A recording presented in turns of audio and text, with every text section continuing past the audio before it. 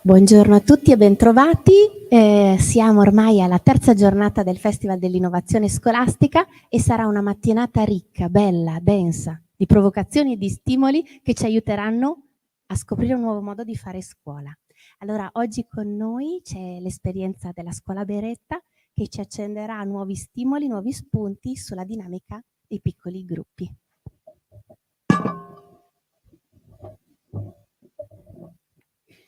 Buongiorno a tutti. L'esperienza didattica che volevamo presentare oggi è l'esperienza dei piccoli gruppi, che è un'attività che si svolge nella nostra scuola primaria nei primi 2 anni appunto della primaria. L'ipotesi che abbiamo voluto verificare praticando questa attività è questa, cioè è possibile argomentare con i bambini di tutte le età, anche nella scuola primaria, e se sì, come è possibile farlo? E ora per introdurvi a cos'è l'esperienza didattica dei piccoli gruppi abbiamo preparato questo video.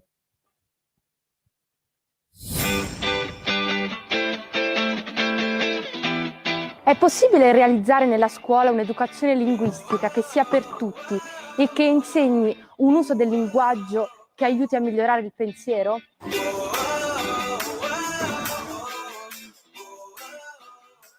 che differenza c'è tra il mandarino e il kiwi, Lorenzo? Dentro è verde con i puntini neri e poi è marrone fuori. Il mandarino invece è arancione con delle righe bianche e fuori arancioni. Come faccio a sbucciare la banana? Pietro! Dalla parte interna metti il dito e lo tiri verso di fuori e si taglia la buccia. E tiro verso di me? Sì. Ok. Per esempio così? Sì. O là. Quella è la dimensione giusta, allora tagliamo anche gli altri. Ecco, perfetto, sì. Perfetto? Certo. Lo fate voi adesso? Sì! I piccoli gruppi nascono nella nostra scuola come risposta concreta e positiva a questa domanda. Tutti i bambini, anche quelli che in classe non parlano mai, anche quelli che mostrano delle fatiche nell'apprendere, tutti, ma proprio tutti, mostrano di trovare interesse ed entusiasmo per questa modalità di lavoro. Tutti migliorano, secondo le proprie possibilità, nel linguaggio e nel pensiero. Tutti insieme ci troviamo e il piccolo gruppo iniziamo. Non c'è bisogno di particolari attrezzature per fare i piccoli gruppi. Banchi, sedie, pochi materiali per le attività proposte che ogni bambino ha a disposizione. Il lavoro ha la durata di 1 ora, l'appuntamento è settimanale. I gruppi di lavoro sono formati da 7-8 bambini e da un insegnante ed ogni gruppo si colloca in un suo spazio. Nel lavoro del piccolo gruppo ciascun bambino ha modo di chiarire ed approfondire eventi abituali della propria vita quotidiana. Poi l'abbiamo versato piano piano nella ciotola e abbiamo impastato. Poi abbiamo continuato a impastare prendendo quasi tutta la farina nella ciotola. Poi abbiamo fatto le forme finché non si è impastato un po' bene. E poi l'hai messo la carne al forno e scritto il nome. E poi adesso il poco la mette in forno per dopo.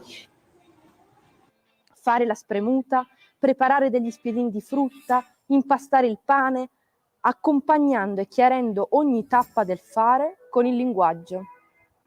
Come li utilizziamo questi materiali? Cosa facciamo? Anna? Facciamo delle bolle di sapone. Sì, è più alta l'acqua, più larga, e allora l'acqua è distesa, mentre questa che è un po' rotonda e più stretta va su invece di andare in largo. Ho capito.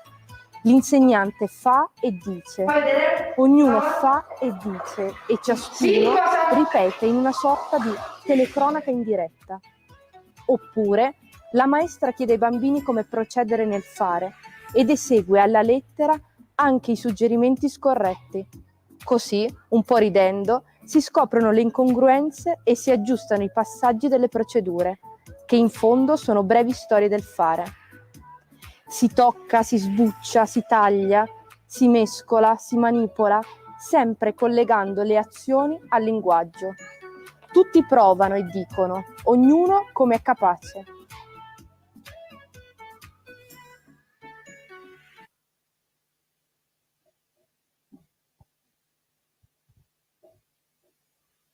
Allora, per iniziare a descrivere appunto l'attività dei piccoli gruppi, ci piaceva partire da questa immagine che ritrae una mano sporca di impasto, che è una mano di un bambino che ha appena fatto l'impasto del pane, ed è una mano alzata che chiede la parola. E ci sembra che questa immagine sintetizzi l'intenzionalità che c'è dietro la proposta dei piccoli gruppi, perché ritrae un bambino nell'atto di voler parlare in merito a qualcosa che ha appena fatto. E questo ci dice che nel suo fare il bambino ha elaborato un pensiero che intende tradurre in linguaggio.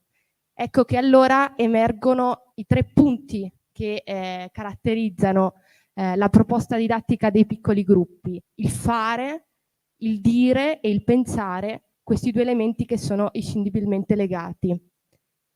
E il primo punto di valore che volevamo riportare dell'esperienza fatta dei piccoli gruppi, il primo punto di guadagno per noi e per i bambini di cui abbiamo potuto fare esperienza in questa attività, è sicuramente la possibilità che si ha in un'esperienza didattica come questa di esercitare e assumere uno sguardo valorizzatore sia per gli insegnanti che per i bambini.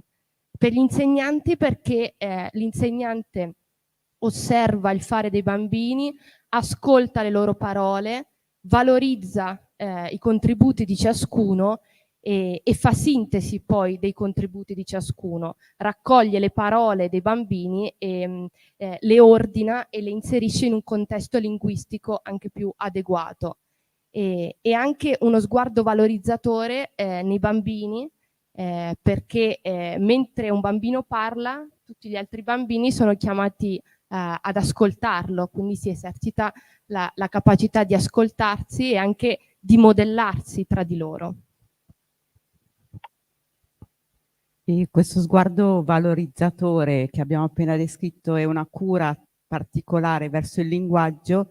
Nella nostra scuola è stato introdotto dal dottor Romano Bruni, che alcune nostre insegnanti hanno incontrato. Il dottor Romano Bruni è stato un linguista, psicopedagogista e docente della Scuola per Tecnici di Logopedia a Padova. E secondo il Bruni il linguaggio non è solo lo strumento attraverso cui avviene la comunicazione, ma soprattutto è lo strumento attraverso cui è possibile ed è più ricco il cammino verso la conoscenza. Quindi i bambini, ascoltando e parlando, iniziano a conoscere quello che hanno attorno, a porsi delle domande, a chiedersi il perché delle cose che incontrano e a giudicare le cose.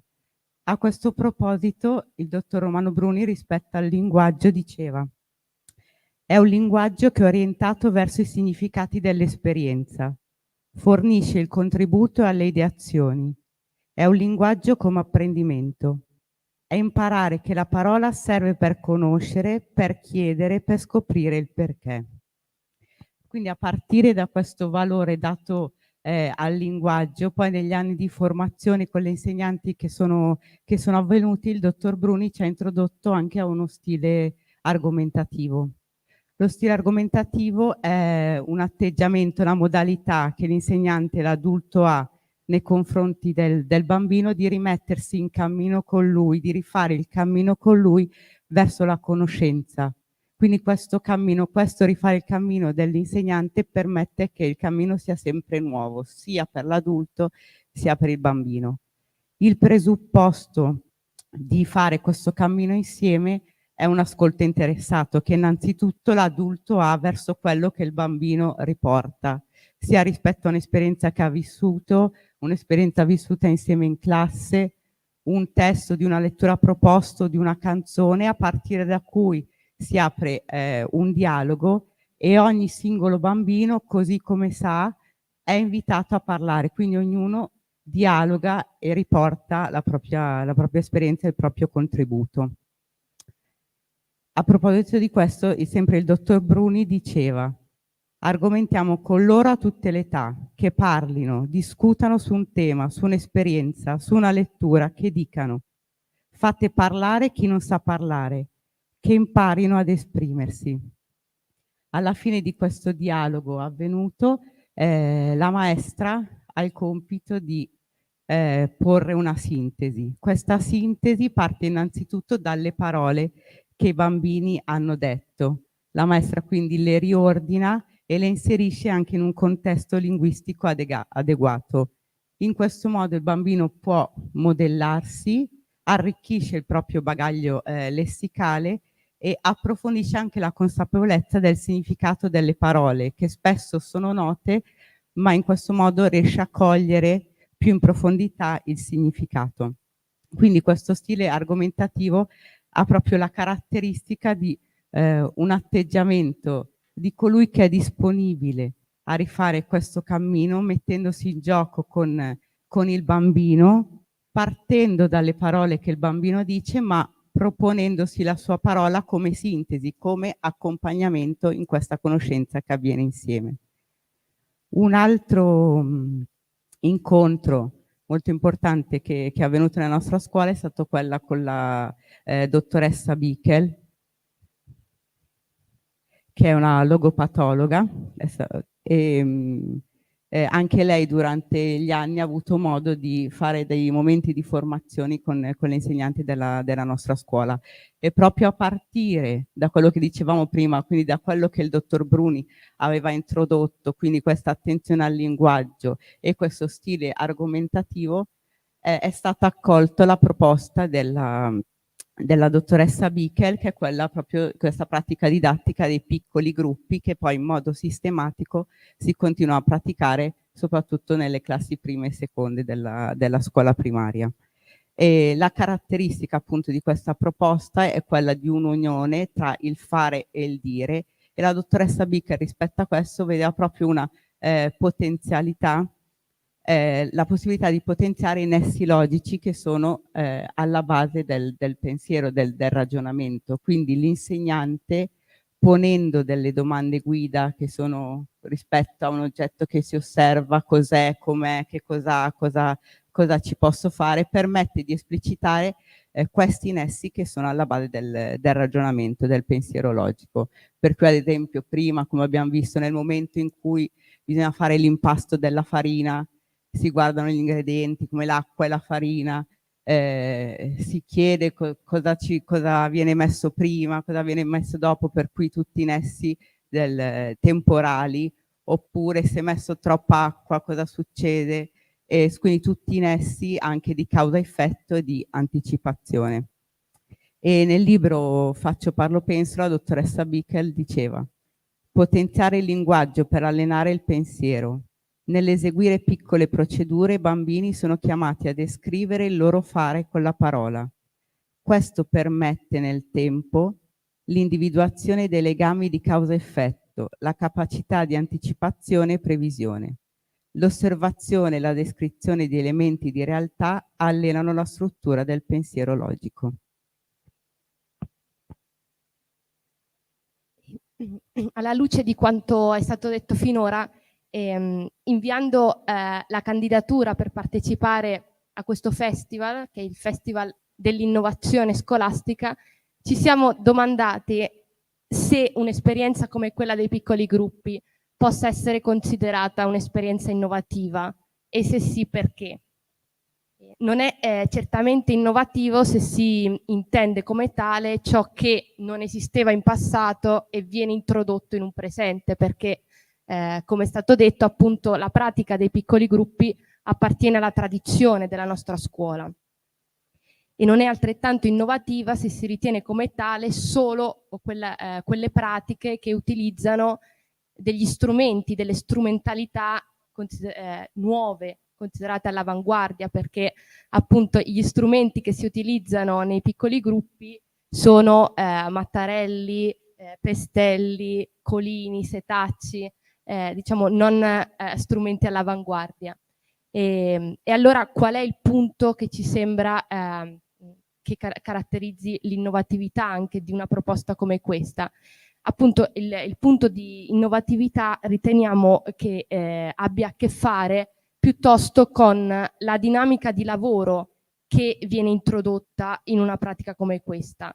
Una dinamica di lavoro che appunto è stata descritta come quello stile argomentativo, che è lo stile dell'insegnante che accetta, pur avendo delle conoscenze rispetto all'oggetto di osservazione o rispetto alla procedura che viene svolta, pur avendo delle conoscenze, è disposta a rifare insieme al bambino il cammino della conoscenza. Infatti, nella pratica del piccolo gruppo, come avete potuto vedere anche nel video, il fare dei bambini è costantemente rallentato dalla parola della maestra, che si pone quasi esclusivamente ponendo appunto domande, e dalla parola dei bambini che dicono quello che sanno su quello che stanno facendo, quello che stanno scoprendo nel mentre. E l'insegnante appunto disposta a rifare con i bambini il cammino della conoscenza, alla fine propone la sintesi, quindi riordina le parole dei bambini così che i bambini possano modellarsi e procedere insieme verso la conoscenza più approfondita e più matura di quel dato di esperienza. Ecco che quest'ultimo punto ci permette anche di dire che questo stile argomentativo, che riteniamo essere anche l'aspetto originale e innovativo di questa pratica, non elimina la simmetria che c'è tra l'insegnante e l'allievo, perché il partire dai bambini, il partire dalle loro parole non coincide con il rimanere nell'orizzonte di una spontaneità, perché sì, i bambini sono messi nella condizione di poter dire e fare così come sono capaci, ma l'adulto, l'insegnante, non si ferma lì, ma parte da lì per procedere nella conoscenza. Allora ci piaceva concludere con la stessa immagine con cui abbiamo iniziato la presentazione, perché ci sembra che questa immagine sintetizzi anche l'aspetto di innovazione che riteniamo essere intrinseco nella pratica dei piccoli gruppi, e cioè un bambino che ha appena fatto una procedura, ha appena fatto esperienza di qualcosa di concreto, che vuole condividere quello che ha scoperto di fronte a un adulto che è lì, lo ascolta, lo valorizza e accetta di rifare con lui tutto il cammino della conoscenza. E, per concludere, diciamo che questo stile argomentativo che ha a che fare appunto con la posizione dell'insegnante nei confronti dell'alunno viene praticato nelle nostre scuole in tutti i gradi, dall'infanzia in poi. È come se nella scuola primaria, si gettassero le basi attraverso questo stile argomentativo per un'educazione ad un uso della ragione che sia sempre più aperto e disponibile, riprendendo le parole anche del professor Bruni, a porsi domande, a chiedersi il perché e a giudicare le cose. Ecco, questo ci sembra l'aspetto di originalità e di innovazione che ha dentro la pratica dei piccoli gruppi. Grazie per l'attenzione.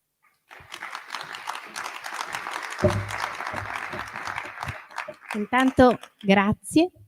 Far parlare chi non sa parlare. Sarebbe interessante magari l'anno prossimo vedere come questo stile argomentativo è trattato all'infanzia, la San Gaetano del vostro istituto, alla secondaria, Bruni, al liceo scientifico, perché questa cosa e il fatto di poterla portare dai piccoli ai grandi è sicuramente affascinante. Quindi grazie. Ci sono domande? Allora una domanda la faccio io. Abbiamo 5 minuti a disposizione. Se una scuola volesse iniziare a muovere i passi nella direzione che avete descritto voi e desiderasse farlo, ma non avesse ancora, diciamo, la possibilità di attivare da subito i piccoli gruppi, che ovviamente sono un investimento importante in termini orari, economici, e quindi deve convincere il dirigente scolastico. E ci fosse una maestra o un insegnante collegato che sta vedendo la registrazione e desiderasse portarla. Quali accortezze dareste a questi insegnanti per partire, magari attraverso qualche buona pratica e anche qualche indicazione, magari da dove iniziare a studiare, se mettersi in contatto con voi per essere contagiata da questa bellissima esperienza?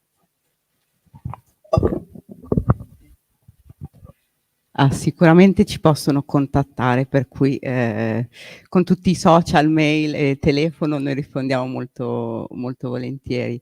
Però sì, al di là dei piccoli gruppi, c'è questo stile argomentativo all'inizio quando dicevamo, non so, rispetto a una lettura, rispetto a un testo, sicuramente essendo un'educazione che viene data, per cui quando diceva nel tempo è una cosa che si vede, che si educa, per cui al di là, diciamo, dei piccoli gruppi in sé, che sono un luogo facilitatore in cui questa cosa viene in modo più spiccato si vede, però ci sono appunto delle buone pratiche che ogni giorno in classe, ad esempio da noi, il momento dell'appello, in cui sia si fa al mattino quando i bambini arrivano, ma poi ogni insegnante quando rientra in classe per salutare lo rifà, per cui usare anche quel momento lì, non solo per il saluto, ma che ognuno possa o raccontare qualcosa rispetto al weekend o rispetto alla canzone che cantiamo tutti insieme al mattino prima di cominciare, rispetto alle strofe o dei ritornelli, delle parole che da loro appunto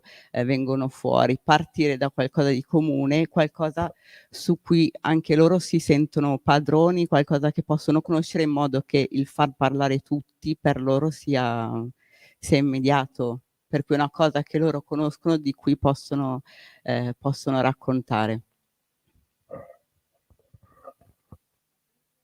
Da dove partire per approfondire? Avete parlato del professor Bruni, della Bickel, ci sono libri meravigliosi, penso ad esempio a Faccio Parlo Penso, che può essere un primo approccio, no? Per conoscere. Faccio un'altra domanda. Un'attività piccola, ci avete fatto vedere tante attività, dalle bolle di sapone che ci hanno fatto sorridere, al pane. Se arrivasse da voi una nuova maestra, una tirocinante di scienze della formazione primaria e dicesse: ma io ho paura, io sono timida, non ho esperienza, da quale piccola esperienza partireste e cosa le direste di avere negli occhi nel partire con questa avventura? No, sicuramente è una domanda a cui, diciamo, anche io insegno da molto poco e sicuramente il poter condividere e il guardare, l'osservare chi questa pratica la fa da molto più tempo è il primo punto che per me è stato di supporto. Sicuramente da cosa partire? In questi pochi anni in cui ho fatto esperienza, il fatto di poter partire dai bambini sempre, cioè che lo stile argomentativo, cioè la sfida e l'ipotesi che mi sembra di aver intuito è che non è solo qualcosa che sia al lato della didattica, per cui sicuramente ci sono dei momenti dedicati in cui il bambino può fare esperienza di parlare di sé, e che questo non è solo un parlare di sé, ma la maestra poi cerca sempre di far sintesi, ma anche all'interno delle singole discipline, l'italiano, la matematica, il poter partire, raccogliere da loro e da lì procedere, mi sembra uno spunto che per quello che ho potuto vedere non si traduce mai in una tecnica o in un decalogo di regole, ma che è qualcosa che accade sempre in atto. È più, mi sembra, un'intenzionalità dell'insegnante, un modo di stare e di valorizzare il bambino. Cioè il valore che si riconosce al bambino è che lui ha un pensiero e vale la pena ascoltarlo e da lì partire, più che un decalogo di tecniche da adottare. Grazie. Quindi No, una cosa, io sono di tutt'altra sezione perché io sono un prof di fisica delle superiori, quindi tutt'altra cosa. Però, innanzitutto mi chiedevo, secondo voi, nell'ottica dell'insegnamento delle materie scientifiche, a lavorare dai bambini, come si può operare? Ok? E se anche noi delle superiori, che consiglio ci potete dare per essere una scuola un pochino più affettiva, un pochino più di ascolto?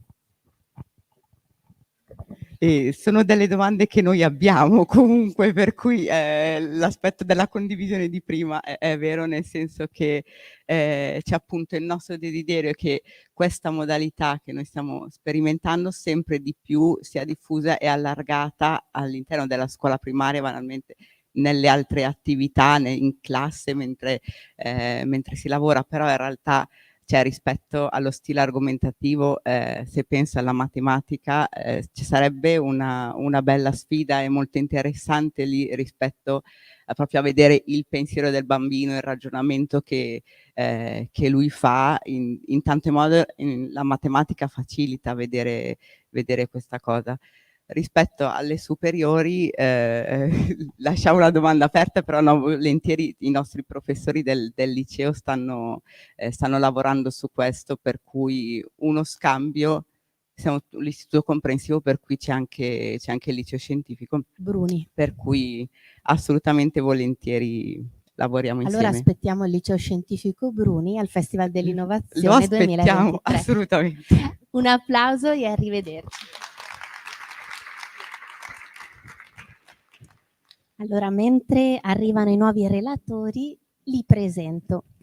Allora, ora il Liceo Scientifico Marcello Malpighi, che è parte integrante delle scuole Malpighi, ci racconterà un'esperienza STEM, un'esperienza chiamata Malpighi Lab.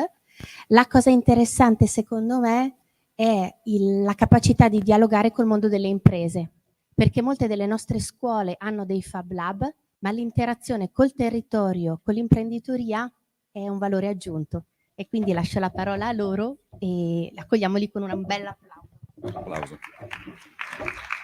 Ciao a tutti. Ma allora, io riprendo un attimo la domanda che facevi tu e quello che ho visto prima, il bellissimo lavoro che ho visto, perché in qualche modo penso che quello che in questi anni abbiamo fatto sia il tentativo di dare una risposta e di contaminare il lavoro che facciamo in un liceo, non solo con il mondo delle aziende, dell'università, dell'eccellenza del territorio, ma anche di contaminarlo con le esperienze che vengono fatte in altri ambiti scolastici, in altri settori dell'istruzione, quelli che vengono prima. Il Malpighi Lab è nato nel 2016 circa, l'esperienza del Malpighi Lab. L'esperienza del Malpighi Lab è nata parlando con Elena Ugolini, che tutti conosciamo e che era la preside del liceo prima che arrivasse Marco Ferrari, che è qua, e nasceva da delle cose che ci chiedevamo nei corridoi, nelle pause caffè, che è quello che è emerso anche ieri negli altri interventi. Cioè tu vai a scuola, fai delle cose potenzialmente meravigliose e poi di fronte a te hai degli zombie.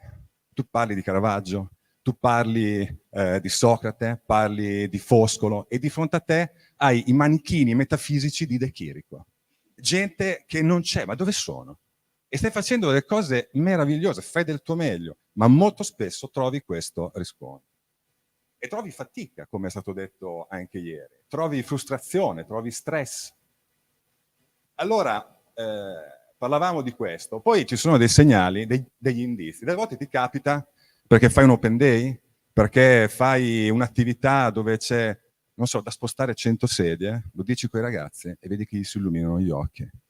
Cominciano io, ma non solo per evitare ovviamente Socrate o Caravaggio, ma anche proprio perché vedi che c'è un bisogno. Poi io sono anche architetto, no? Io sono diventato architetto all'inizio, a metà degli anni 90, ho fatto l'esame di Stato, io ho fatto un percorso liceale, ho fatto architettura, ho avuto l'abilitazione da architetto, a 26 anni avevo, che ne so. Io dopo che ho l'abilitazione posso costruire il ponte di Messina. Posso restaurare Notre Dame incendiata a Parigi e non ho mai visto un cantiere. Sono abilitato a costruire il ponte di Messina e non so neanche una cazzuola che forma ha. Cioè, io quello che ragionavo insieme ad Elena in quegli anni era il fatto che noi, chiusa la scuola media, chi fa il percorso liceale entra in un percorso che è fatto esclusivamente di numeri e di parole, di astrazione. La dimensione della esperienza costruttiva, che è quella che abbiamo visto in quella manina alzata sporca di farina, che è una bellissima immagine che avete scelto, non c'è più. Non c'è più. Numeri e parole, pensiero astratto e basta. E noi vediamo tanti ragazzi che nelle nostre classi si spengono. Come vi dicevo prima, diventano i manichini di De Chirico. Non ci sono più. Allora è nato un tentativo nel 2016 e abbiamo cominciato nel piano seminterrato della scuola facendo delle esperienze di laboratorio progettuale che io attingevo dalla mia esperienza di architetto, ok? E quindi abbiamo prima fatto degli studi su delle architetture del passato, ad esempio le escuela della Sagrada Famiglia di Gaudì, dove l'elemento conoscitivo fondamentale era rifare il plastico, ricostruire le escuela di Gaudì, che hanno quella superficie irrigata ondulata, sotto la Sagrada Famiglia, ricostruirle. Poi a un certo punto, e qui arriva la contaminazione col mondo delle imprese, abbiamo... sapete che Elena Ugolini è un tipo piuttosto vulcanico, ha intersecato la famiglia Bonfiglioli, che è una famiglia storica dell'imprenditoria, è il Bonfiglioli Group, è una famiglia storica dell'imprenditoria bolognese, con cui Clementino Bonfiglioli era morto da poco, la figlia, la presidente del gruppo Sonia Bonfiglioli, voleva fare qualcosa in memoria del padre, che aveva ovviamente la cultura del fare nel suo DNA, era uno di quei self-made men che hanno rifatto il boom dell'Italia, no? Negli anni 50 e 60, quando siamo esplosi. Aveva il culto del fare, aveva il culto e l'amore per i giovani. E allora ha deciso di investire insieme come dire, incontrando, no, la forza e l'energia di Elena, di investire per un progetto che era quello di costruire un laboratorio nel giardino della scuola dedicato esattamente alla creatività. Al tema del progetto, un luogo dove fare delle esperienze extracurricolari il pomeriggio, dove cominciare a provare a fare un tipo di didattica diversa. Io credo che... Scusa, torni indietro? Perché questa è stata il primo, come dire, la prima esperienza didattica che è quella che è il nostro prototipo di esperienza che abbiamo fatto. Voglio molto bene a questa foto, non perché ci sono io qua di schiena, ma perché siamo due architetti, io e il mio collega Francesco Pasqualini, attorno a un tavolo con alcuni miei studenti di quinta e stiamo impostando il progetto di questo laboratorio insieme. Siamo attorno a un tavolo, ci ha ripreso un nostro amico e siamo partiti dalla concezione. Io ho dato il brief, voi dovete fare questo progetto, questi sono gli spazi, il disegno dell'area, e adesso cominciamo a progettarlo insieme. Buttiamo giù insieme le idee. Prima abbiamo condiviso il tema, poi individualmente ci siamo formati un'idea, poi ci siamo confrontati.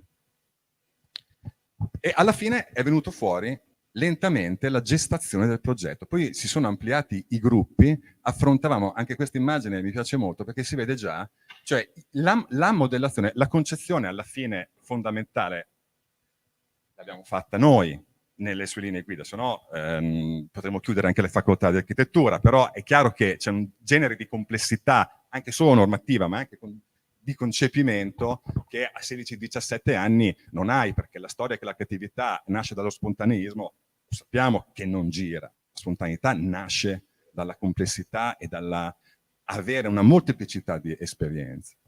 E però si sono messi insieme a noi, erano parte di un progetto che veniva fatto realmente. Io facendo questo lavoro con le modellazioni, poi costruivamo i plastici dove tu devi vedere che cosa stai facendo e vedendolo, costruendolo, capisci? In tutta questa esperienza ci sono dentro gli elementi che hanno portato poi una ricchezza metodologica che se lentamente, è come una sorta di incubatore questa esperienza che abbiamo fatto, che lentamente è girata poi anche nelle altre esperienze che facciamo dentro la scuola. Vai avanti, Ale. Ecco, l'abbiamo costruito. Voi capite che i ragazzi che hanno partecipato a questa esperienza, non è che puoi costruire un lab tutti gli anni, evidentemente, perché ci sarebbe un consumo di suolo, poi, però vederlo arrivare alla costruzione, partecipare a tutti i processi concettuali, la presentazione del progetto, il budget, alla Bonfiglioli, alla preside, la condivisione delle discussioni al massimo livello, con la massima trasparenza di tutto il processo, per loro è stata un'esperienza indimenticabile e per noi è stato, diciamo, l'esperienza matrice di quello che poi abbiamo cominciato a fare in questo spazio che è diventato il Malpighi Lab. Il Malpighi Lab quindi dal 2017 ha cominciato a svolgere le sue attività qua dentro e lentamente la cosa è cambiata. Puoi andare avanti, vai avanti Ale, ecco. Questa è la scuola come si presenta oggi ed è si è arricchita di un altro, la scuola insomma, questo gruppo, questo spazio si è arricchito anche di questa ala di portico con un altro laboratorio sempre vetrato e qui dentro vengono svolte attività che sono nell'ambito del design, sono come vedremo nell'ambito del mondo digitale, della tecnologia, sono nell'ambito dell'architettura. Puoi andare avanti, vai avanti che cominciamo a vederlo. Ecco, nel settore del design, questo per esempio è la partecipazione a un progetto nel mondo dell'arredo bagno che abbiamo fatto con un'altra azienda bolognese che è la Falper, e questi ragazzi hanno partecipato a questo concorso di design internazionale che è Crystal Plan. E era un concorso non per le scuole, ma per i designer. Hanno fatto a livello internazionale, sono più di 300 proposte. Hanno avuto la menzione d'onore con questo progetto che ha rischiato di essere prototipato perché c'è la freschezza dello stickman, che però è stato trasfigurato in un elemento d'arredo bagno credibile, divertente, fresco, innovativo, dove c'era il legno, dove c'era la ceramica, e hanno avuto è stato il nostro primo grande successo esterno. Puoi andare avanti. Un altro lavoro che facciamo è il lavoro con il Ducati Design Center. Siamo andati a guardare attorno alle grandi e belle, ci sono tanto in tutti i territori. Siamo andati a vedere cosa c'era di bello, d'eccellenza, di interessante. Quando tu vai a proporgli queste robe, l'avete visto anche voi, trovi sempre interesse da parte della gente, no? Perché tutti hanno nel cuore in qualche modo l'educazione. Allora, noi collaboriamo con il Ducati Design Center. Questo è Andrea Ferraresi, che è il capo del Ducati, è il responsabile del design delle moto Ducati e di tutto il brand Ducati. Okay? Allora, io ho visto delle metamorfosi. Quei ragazzi, i manichini di De Chirico, nelle lezioni ordinarie, è come prendere messi qui dentro, il ragazzo che ha fatto questo progetto parlava con il responsabile, con Andrea Ferraresi, cioè quel ragazzo muto e sparito, missing, parlava con lui con una disinvoltura, una sicurezza di sé, argomentando e dando le ragioni di perché aveva fatto e di come aveva fatto questa cosa, come se fosse un consumato design, come se fosse un suo pari, una metamorfosi. Cos'era successo? Cos'era successo? Questo che cos'è? Questo è un rover, siamo nel mondo Ducati. Altro elemento su cui rubo un secondo, vola. È tutto modellato digitalmente, usiamo la modellazione tridimensionale. Lui ha modellato anche ogni pezzo, è un progetto a chilometro zero, dove tutto è modellato e tutto è stampato con la 3D, anche i pneumatici. Cioè c'è l'idea di creare e di fare tutto dall'inizio alla fine. Poi pure avanti, se no non ce la faccio. Il fare, recuperare la dimensione che avete usato voi, fare le cose, usare le mani. Facciamo un sacco di plastici. C'è uno studio di Mancuso bellissimo, è un ricercatore fiorentino che lavora nel mondo della botanica, no? E dice che l'intelligenza nelle piante è diffusa. Le radici le appendici sono intelligenti. Noi abbiamo un'intelligenza nelle mani. E se ci priviamo di questo, ci priviamo di un'esperienza fondamentale. Abbiamo dentro al lab, per parlare di spazio d'apprendimento, dei grandi mobili neri, delle grandi lavagne nere, dove di volta in volta rinnoviamo la figurazione, la decorazione, disegnare. Vedete anche queste grandi lavagne che poi abbiamo messo nelle aule. Sono tutte cose che si fanno nelle scuole materne, nelle medie poi sembra che tutto questo debba essere dimenticato, non si sa perché. Questi sono i contest che facciamo, delle esperienze immersive, vado veloce poi dopo tanto si può approfondire, delle esperienze immersive di un giorno e mezzo. Perché in un liceo di Bologna non si può parlare di meccatronica e fargli vedere la bellezza di questa realtà? E allora apriamo delle finestre sul mondo della meccatronica, perché il liceo ha anche una funzione orientativa fondamentale. Andiamo pure avanti. Questa è Mario Cucinella, è uno dei più importanti architetti italiani, ha uno studio che ha sede a Bologna, a New York, ora anche a Milano, e l'abbiamo conosciuto, abbiamo fatto un lavoro, un viaggio bellissimo insieme a lui di 3 anni.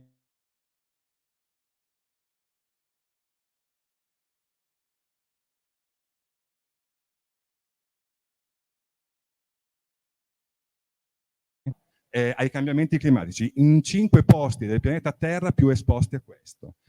Poi durante la pandemia abbiamo viaggiato, siamo andati nello spazio, ma anche qui viaggiavamo. Ho letto una frase di Pompeo, necessario è stato il nostro andare per mare, e poi l'ultima tappa l'anno scorso, Reliving Italy. Dopo aver viaggiato nello spazio siamo tornati alla nostra Itaca, nei nostri piccoli borghi d'Italia, ci siamo immaginati come rivitalizzarli con l'architettura, con nuove funzioni. Vai pure avanti. Questa esperienza, qui vedete alcuni dei plastici, perché la dimensione sempre costruttiva è fondamentale. Questa è una città nel deserto arabo, questa è una colonia sulla Luna, questa nella foresta amazzonica e questa nel satellite Europa, nel sistema solare. Alla fine usiamo quello spazio esterno per fare le mostre, anche a febbraio. Questa è la foto di gruppo, dietro vedete i grandi pannelli dipinti, colorati coi gessi, tecnica semplicissima e velocissima, ma di grande resa, con dietro i plastici, tutti affacciati, e vedete i plastici che vedete qua, insieme a Mario Cucinella. Lezione, lo spazio d'apprendimento. Vai pure avanti. Questo è un altro progetto bellissimo che abbiamo fatto, è la pala eolica, un altro progetto a chilometro zero.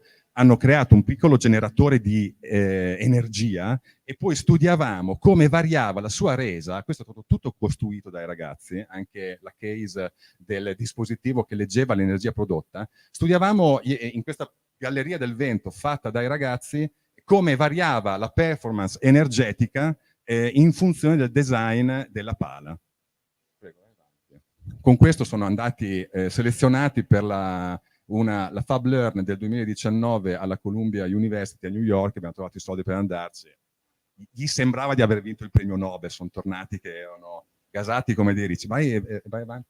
Questo l'abbiamo fatto insieme alla FACA, che fa sistemi di automazione, ed è Smart Tree, un albero fotovoltaico che qua sotto deve essere da mettere nei parchi, nelle aree naturali. Tu arrivi con la bici elettrica, che adesso sapete purtroppo infestano tutte le montagne, le nostre meravigliose Dolomiti, ricarichi la bicicletta e poi riparti. E doveva essere dotati di sistemi di automazione. Questo sono bracci che si orientano in funzione della posizione del Sole nella volta celeste. Prego, vai avanti perché il tempo è poco. Dopo loro sono stati selezionati all'università e hanno fatto parte di un progetto della Bocconi da universitari, hanno sviluppato il progetto. Qui c'è il concetto della corolla del fiore. L'hanno evoluto. Questi qui, vedete, hanno fatto un video bellissimo, hanno studiato tutto il meccanismo, si chiudono e poi si apre di giorno per accogliere e produrre energia. Prego, vai avanti.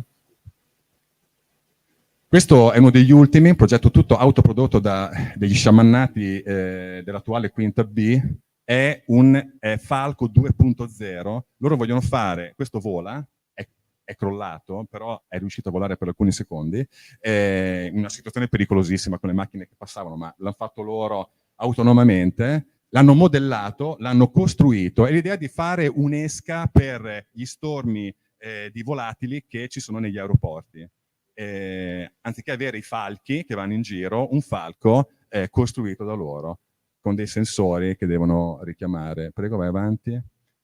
Allora, delle volte ti viene da dire, ho fatto tardi, questo è EgoM, scusate, sono alcuni dei ragazzi che hanno fatto il percorso, perché ti fai delle domande, sto facendo bene o faccio male?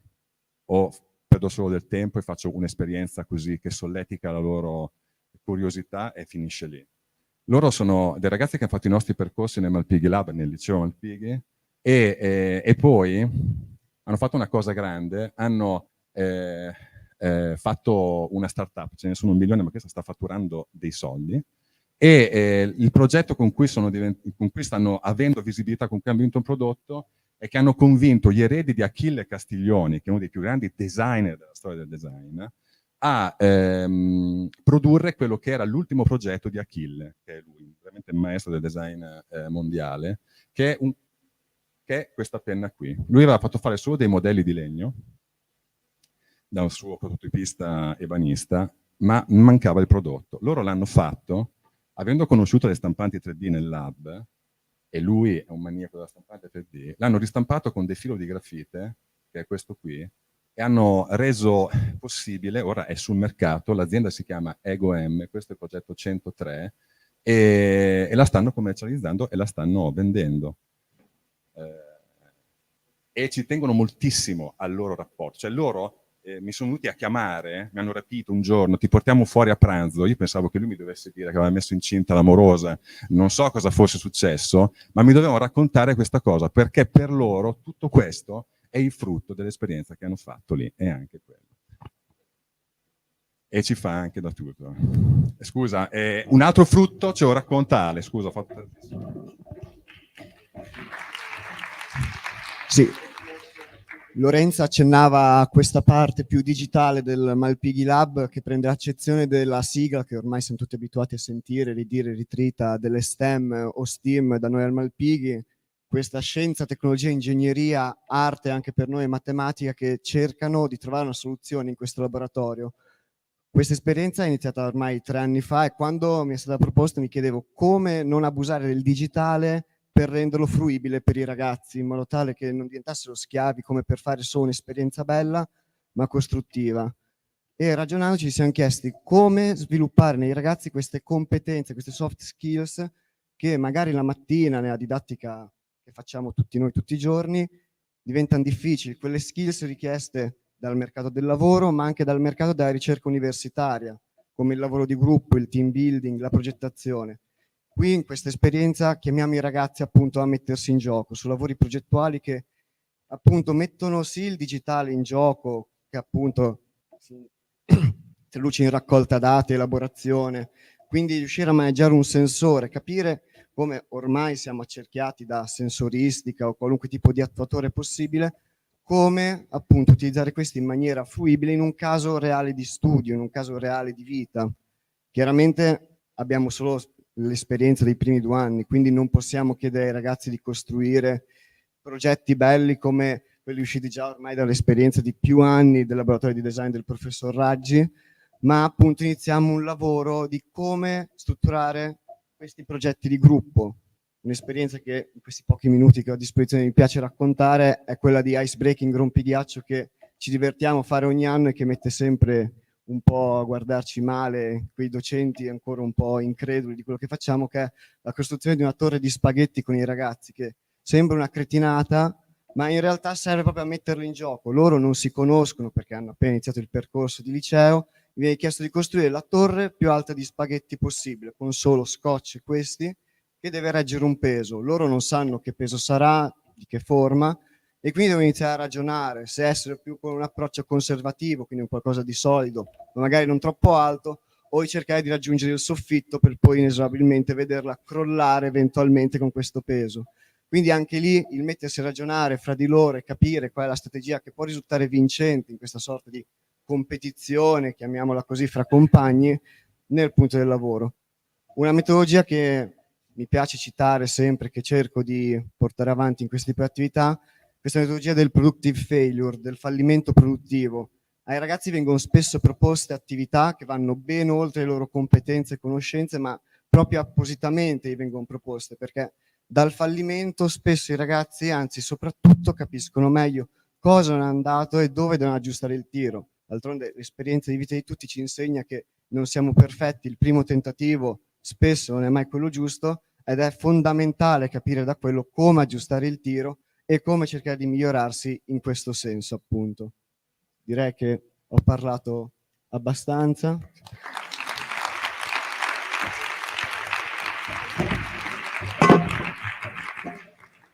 Allora, fantastico. Come diceva Achille Castiglioni, se non siete curiosi allora lasciate perdere. Ci sono domande? Vengo io. Voi siete un liceo, quello che mi colpisce tanto è che dall'aspetto teorico astratto passate a un'esperienza molto pratica, che sicuramente affascina i ragazzi. Ma i vostri colleghi?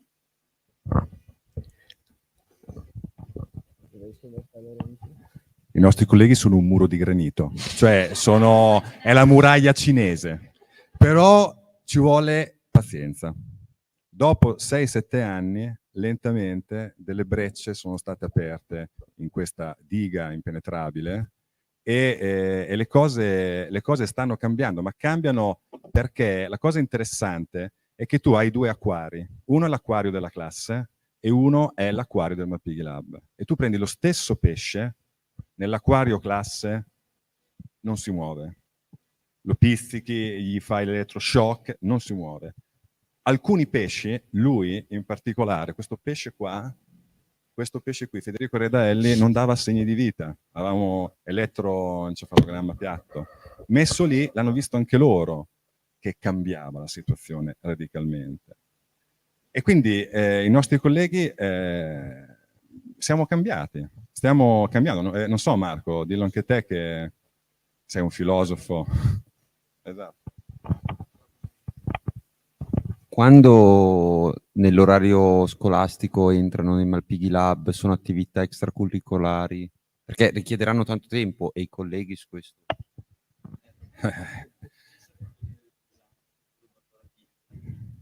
Ma anche il preside Marco Ferrari ha rotto le balle un sacco di volte, perché adesso fanno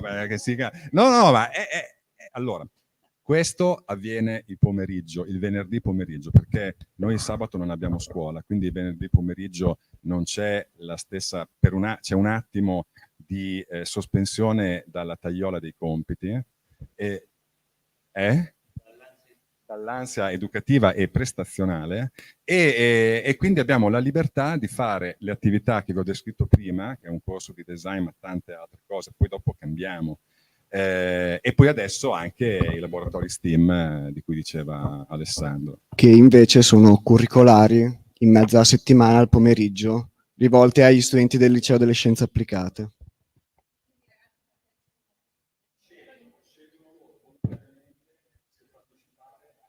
Microfono. Il fenomeno, dico solo una cosa a Lorenzo, noi avevamo 25 posti disponibili l'anno scorso, abbiamo finito l'anno con 80 ragazzi al Malpighi Lab perché il professor Raggi, come detto, non è proprio rigido e quindi li accoglie tutti e si genera un movimento di massa che poi rifluisce sia nei workshop STEAM che Alessandro raccontava, ma anche abbiamo elaborato i workshop al quadriennale linguistico, quindi c'è il secondo anno il workshop STEAM per le ragazze, soprattutto ragazzi del quadriennale linguistico, per cui è una metodologia che sta andando dappertutto e penso che... Ecco, quando si parla di creare un ambiente d'apprendimento favorevole, una cosa che è diventata una tradizione fin dal primo anno del corso di design nello spazio outdoor è la grigliata di fine corso. Lo sappiamo, da migliaia di anni è il modo migliore di sciogliere i nodi interiori, i nodi tra le persone, perché poi alla fine questi ragazzi si conoscono e si guardano negli occhi. No, è proprio la grigliata. Ho qualche difficoltà con i responsabili della sicurezza, cioè bisogna... Vabbè. Ultima domanda, flash velocissima. Voi dicevate che ognuno ha un talento da scoprire e da coltivare. Ognuno ha un talento da scoprire e da coltivare. La nostra Italia è piena di Fab Lab che magari non riescono come voi a rendere quel luogo vivo e anche vicino al mondo dell'azienda. Allora, in 2 parole, proprio 2 perché il tempo è scaduto, cosa consigliereste a una scuola che avesse un piccolo Fab Lab e ispirata da voi volesse andarsi a proporre a un'azienda? Guarda, è semplicissimo. Se c'è qualcuno nella scuola che ha nel DNA un po' di gusto per fare le cose e per il tema della creatività e del progetto, ma declinata come uno vuole, se tu vai alle aziende e gli proponi l'idea di fare dei progetti, di fare dei lavori con i ragazzi, trovi, secondo me, noi abbiamo sempre trovato le porte spalancate. Cioè, quindi basta solo prendersi l'iniziativa e prendersi il tempo di fare questa cosa qua. Verremo a trovarvi. È più semplice. Un di quello che può applauso sembrare. e grazie davvero. Adesso diamo la parola all'Istituto Omnicomprensivo della Rovere, che ci racconterà di 7 anni di sperimentazione del modello organizzativo finlandese e molto di più. Credo che sia interessantissimo ascoltare la loro esperienza perché molti parlano, ma pochi possono raccontare 7 anni di buone pratiche. Allora la parola a loro.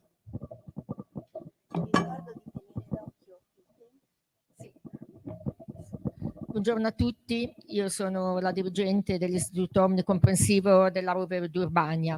Sono molto abituata a parlare in pubblico, andare a convegni, conferenze, eccetera, ma devo dire che oggi, nonostante tutta l'emozione, è molto forte, quindi spero di essere esaustiva. Io vorrei subito far partire il video prima di iniziare con qualsiasi discorso, perché è un video estremamente sintetico, ma coglie già subito i punti fondamentali di quello che noi vorremmo poi presentare. Prego, per cortesia.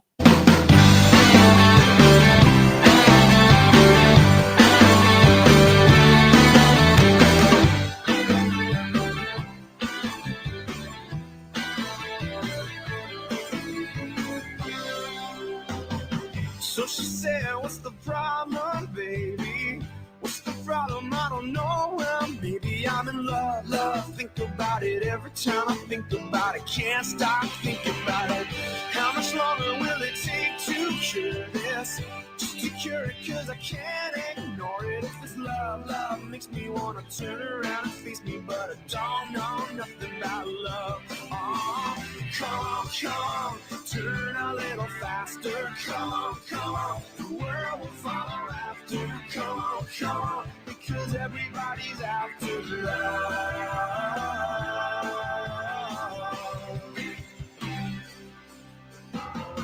So I said I'm a snowball running down into the spring that's coming. All this love melting under blue skies, belting out sunlight, shimmering love. Well, baby, I surrender to the strawberry ice cream. Never, ever enter all this love. Well, I didn't mean to do it, but there's no escaping your love. Oh, these lines of lightning mean we're never alone, never alone. No, come on, move a little closer. Come on, I wanna hear you whisper. Come on, settle down inside my love. Oh, come on, jump a little higher. Come on, if you feel a little lighter. Come on, we're once upon a time in love. Accidentally in love. Accidentally in love. Accidentally in love. Accidentally in love. Accidentally in love. Accidentally in love. Accidentally in love. Accidentally in love. Accidentally.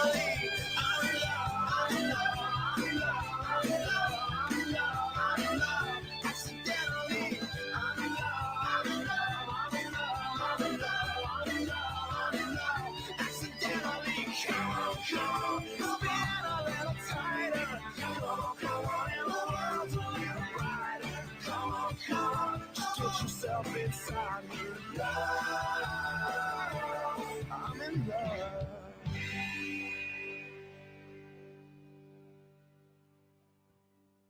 Allora, ci tenevo a specificare subito una cosa. Quello che noi stiamo presentando non è un progetto, cioè non è un lasso temporale in cui mettiamo in gioco una scuola o dei percorsi alternativi. Il nostro è un procedimento didattico che si apre il 1° di settembre e si chiude il 31 di agosto. Quindi è una didattica innovativa che viene messa in gioco tutti i giorni, minuto per minuto.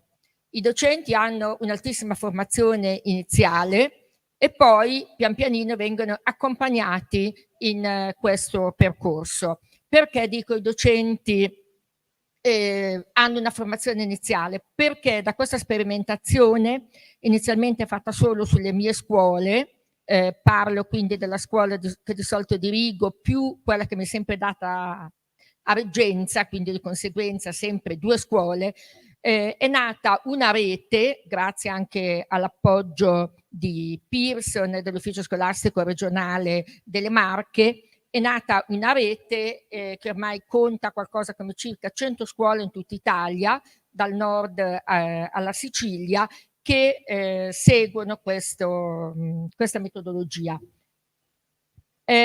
Nata dall'osservazione attenta di come fanno scuola in Finlandia. Perché proprio la Finlandia? Perché la Finlandia è sempre stata da anni a questa parte ai vertici di tutte le possibili classifiche, OCSE, PISA e chi più ne ha più ne metta. Chiaramente non si poteva dire che i ragazzi della Finlandia fossero migliori dei nostri, quindi evidentemente c'era qualcosa nelle modalità in cui i ragazzi venivano coltivati, venivano formati, venivano educati, che da loro portava dei risultati, da noi ne portava altri. Quindi il primo anello debole che abbiamo individuato per la scuola italiana è stata la frammentazione, la stratificazione dei saperi. Quindi da qui è nata tutta una rimodulazione dell'orario scolastico, per cui si procede per compattazione oraria e full immersion. Full immersion nei vari argomenti, o trattati individualmente a livello disciplinare o trattati anche in un'ottica interdisciplinare, e quindi con questa rimodulazione abbiamo eliminato la stratificazione dei saperi. Ma non solo, facendo la compattazione oraria e arrivando a questa full immersion, voi capite che la lezione frontale deve essere necessariamente superata. La lezione frontale può essere solo un input di apertura, dove l'insegnante dà ai ragazzi gli elementi base su cui si andrà a lavorare. Argomento, obiettivi, procedure, dove dobbiamo arrivare. In questo modo sviluppiamo poi una didattica che affronta nell'esposizione di un argomento varie metodologie. Questo perché? Perché in questo modo attiviamo immediatamente, in ogni momento della lezione, la personalizzazione dei percorsi. Personalizzare la didattica non è soltanto arrivo a fare la verifica per il DSA e la strutturo in un modo diverso rispetto a quella che do a tutti gli altri.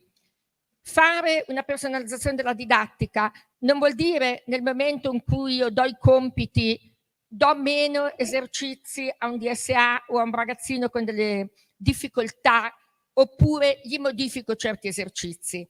La nostra personalizzazione della didattica deve essere fatta in ogni momento, e non solo per i ragazzini in difficoltà, ma anche per quelle che sono le eccellenze. Quindi attraverso la compattazione oraria, il percorso di varie metodologie all'interno della trattazione dello stesso argomento ci permette di arrivare a ogni stile di apprendimento dei nostri studenti.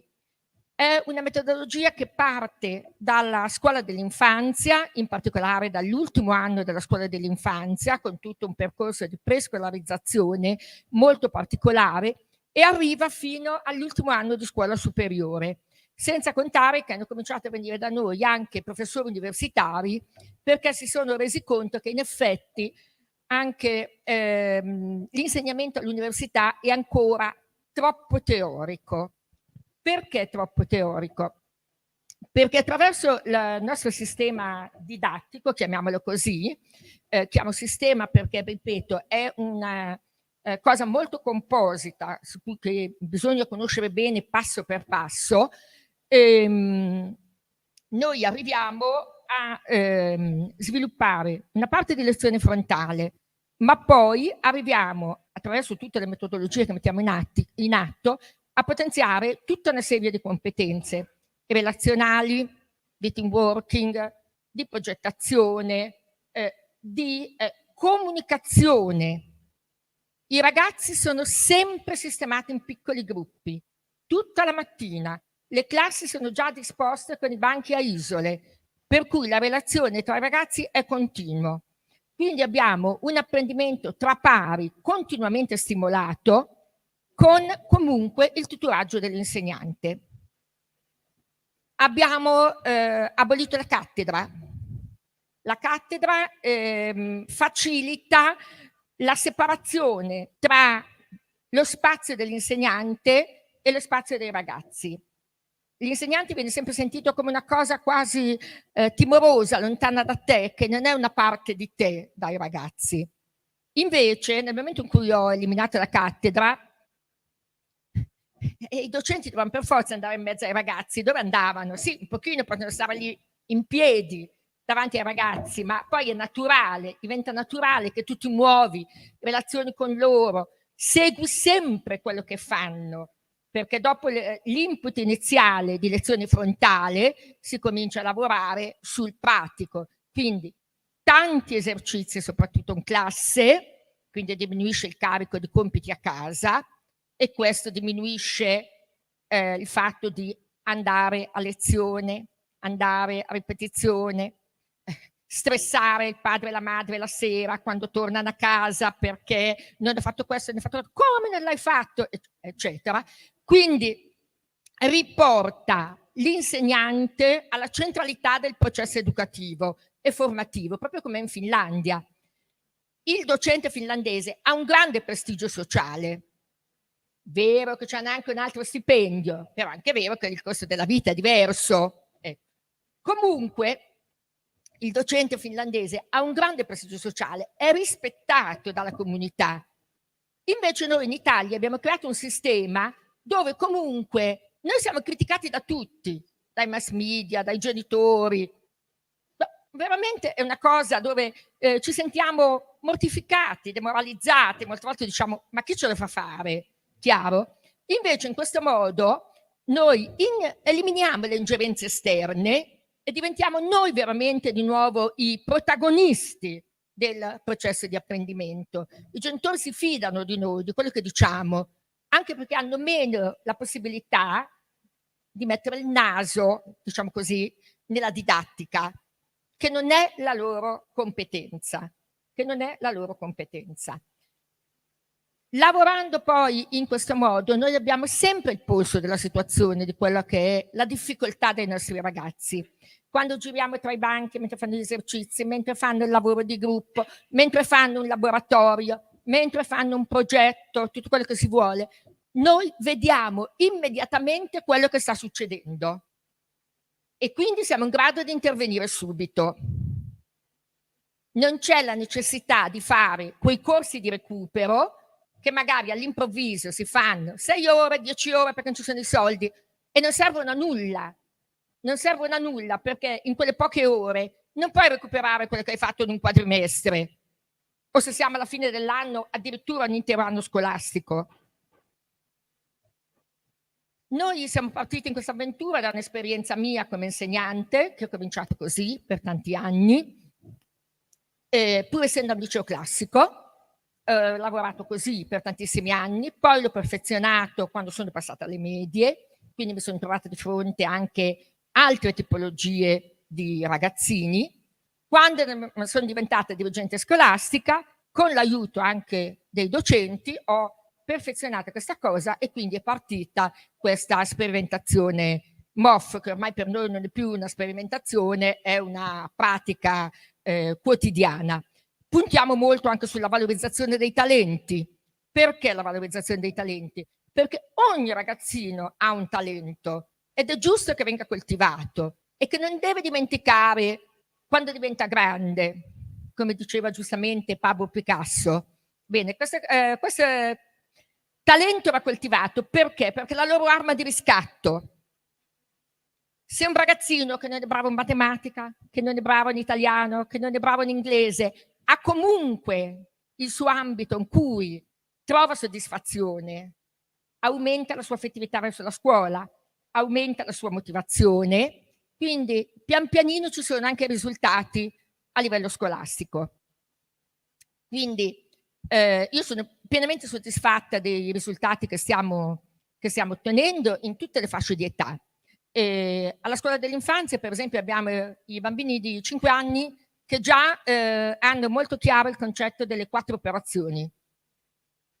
Sviluppiamo attraverso delle metodologie l'uso del corsivo, perché in questo modo si contrasta quel falso DSA che c'è oggi, perché molti non sono veri DSA anche se sono classificati tali. Quindi abbiamo tutto un percorso che parte dalla base e sviluppa poi un percorso verticale di notevole implementazione delle conoscenze e delle competenze soprattutto, perché molte volte la scuola italiana lavora ancora per conoscenze che si dimenticano, che basta aprire Wikipedia e ci dicono tutto, ma non sappiamo poi mettere in pratica queste conoscenze anche attraverso competenze relazionali, comunicative, eccetera. Vorrei lasciare rapidissimamente la parola ai miei docenti. Ettore Sacchi, docente di sostegno. Buongiorno, io sono insegnante di sostegno e sono anche responsabile della funzione strumentale per i BES, quindi sono molto attento all'inclusione. E questo metodo, come avete capito da quello che è la nostra dirigente, è altamente inclusivo. Per essere però altamente inclusivo noi dobbiamo sviluppare tutte quelle cose che ha detto. Cioè, io mi sono stato in piedi adesso, ma perché se la preside in classe mi vede a sedere, non lo so cosa succede. Noi non abbiamo, io non ho la seggiola in classe, perché noi giriamo per i banchi. Noi siamo vicini ai ragazzi, perché lì ti sentono veramente che te lavori per loro, se hanno bisogno ti puoi aiutare proprio da vicino, no? E quindi sono lì sempre a chiedere, a chiamarti quando capiscono l'importanza dell'insegnante che ti aiuta. Ma siccome è una didattica molto laboratoriale, vado veloce perché il tempo è pochissimo, bisogna però strutturare bene gli spazi e i tempi. Gli spazi e i tempi, come ho detto, noi abbiamo già i banchi a isola, perché nelle isole i ragazzi già lavorano insieme. Nelle isole noi possiamo mettere già subito un tutor se c'è un ragazzino in difficoltà, se poi è molto in difficoltà possiamo avere 2 tutor, ma se abbiamo più ragazzini, mettiamo nella stessa isola con difficoltà, l'insegnante di sostegno diventa tutor, può stare vicino a quei 3 ragazzini. Sono tutti modi di strutturare gli spazi importanti, che ce ne sono tanti, però adesso il tempo è poco, no? Come anche un laboratorio. Se noi vogliamo fare la didattica laboratoriale, elementare magari è più facile perché non riusciamo a fare diverse attività, diversi giochi. Quando arriviamo alle medie e alle superiori devono funzionare i laboratori, ma anche il laboratorio deve essere strutturato bene, bisogna pensare come lo vogliamo. Da noi per esempio il laboratorio di informatica, l'insegnante non sta davanti ai ragazzi, perché comunque lì si interfacciano col computer, l'insegnante sta dietro, perché da dietro noi proiettiamo nello schermo quello che devono fare, ma vediamo tutti gli schermi dei ragazzi. Se noi vediamo che uno schermo non ha quello che devono fare, cerchiamo di capire perché. Se è rimasto indietro, se sono più schermi che non hanno quello che devono fare, bisogna rallentare, bisogna intervenire, andare dal ragazzo a spiegargli quello che non ha capito. Cioè, bisogna essere molto vicini ai ragazzi per essere inclusivi. Inoltre questa didattica mette a proprio agio i ragazzi. I ragazzi non si sentono giudicati, non si sentono, cioè fanno le cose che riescono a fare e vengono a scuola molto più volentieri. Se noi vogliamo includere, dobbiamo creare quell'ambiente lì a scuola. E non dare i compiti a casa e usare bene la valutazione. Io voglio finire con questo argomento qui, è importantissimo perché i ragazzi sono stressati. Cioè noi parlavamo prima con Rita, venire sul palco qui non dice adesso cosa farò, no? Pensate quando un ragazzo viene interrogato, poi noi gli diamo il voto. No, a noi non ci danno il voto qui, perché anche se io dico la stupidaggine alla fine, quello è un cretino, però nessuno mi dà il voto, no? Cioè perlomeno a me non mi interessa. I ragazzi invece vengono giudicati, no? In Finlandia i voti non ci sono fino alla scuola superiore, fino a 16 anni, no? Allora noi invece ce li abbiamo. Allora come fare con questi voti? Io ieri ho sentito, no, anche altri interventi, usiamoli bene, usiamoli come rinforzo. Se i ragazzi si abituano che noi li valutiamo per quello che fanno a scuola il mattino e non per quello che non fanno il pomeriggio, perché il voto nostro viene da quello che non fanno il pomeriggio. Faccio un esempio: se ci sono 2 ragazzi che a scuola si impegnano, no, si applicano, vanno a casa che hanno capito così la lezione, comunque se noi postiamo con la verifica che noi facciamo sullo studio a casa, no, c'è la ragazzina che magari va a casa, studia, non ha capito una cosa, il genitore che l'aiuta, o vanno anche a ripetizione perché c'è qualcuno che va a ripetizione già dalle elementari, no, specialmente chi ha le difficoltà. No, quella quando noi facciamo la verifica prenderà un bel voto. Il ragazzino che va a casa non studia perché ha difficoltà, non c'è nessuno che l'aiuta, non ha voglia, no? Quando torna a scuola, no, quello facciamo la verifica, quello massimo prende 6 perché è stato attento a scuola, ma un voto alto non lo prenderà mai. Quindi noi valutiamo quello che non fanno a casa, non quello che fanno a scuola. Se noi li abituiamo invece a essere valutati per quello che fanno a scuola, no, ti do un bel voto perché sei stato attento, ti do un bel voto perché hai partecipato, ti do un bel voto perché hai fatto da tutor ai compagni, ti do un bel voto perché alla fine, no, ho visto che hai capito quello che io ti voglio trasmettere, che abbiamo spiegato, che te devi imparare, va là che stanno più attenti. Perché capiscono che riescono a scuola, che se hanno bisogno, specialmente chi ha le difficoltà, ha l'aiuto dell'insegnante, e se alla fine riescono a prendere dei bevuti che noi dobbiamo usare come rinforzo, no, dobbiamo premiare chi fa, non punire chi non fa col voto. No, sì, scusate. No, quindi la valutazione, secondo me, è una cosa importante che noi abbiamo per motivare i ragazzi, per farli venire a scuola, perché riusciamo con la valutazione a farli capire che possono riuscire. Grazie.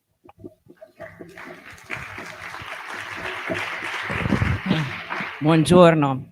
Il tempo è tiranno, in pochi secondi devo trasmettervi tutto il mio entusiasmo, la mia passione per essere una docente che lavora all'interno della scuola della sperimentazione MOF. Sono ormai 6-7 anni che ho le mani in pasta in essa e ho riscoperto il piacere di stare insieme ai ragazzi.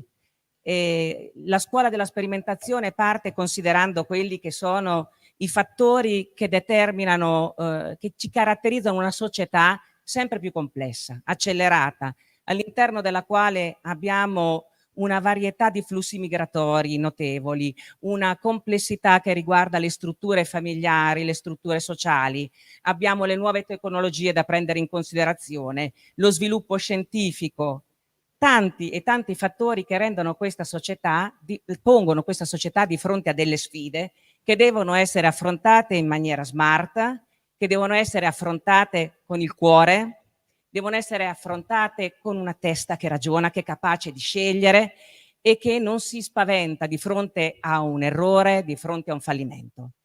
La scuola della sperimentazione prende in considerazione questi fattori e tanti altri e li trasforma in dei punti di partenza da conoscere e da poter sfruttare per permettere poi di crescere dei ragazzi capaci di rispondere a queste sfide. E come avviene? È una scuola dentro la quale si sta bene.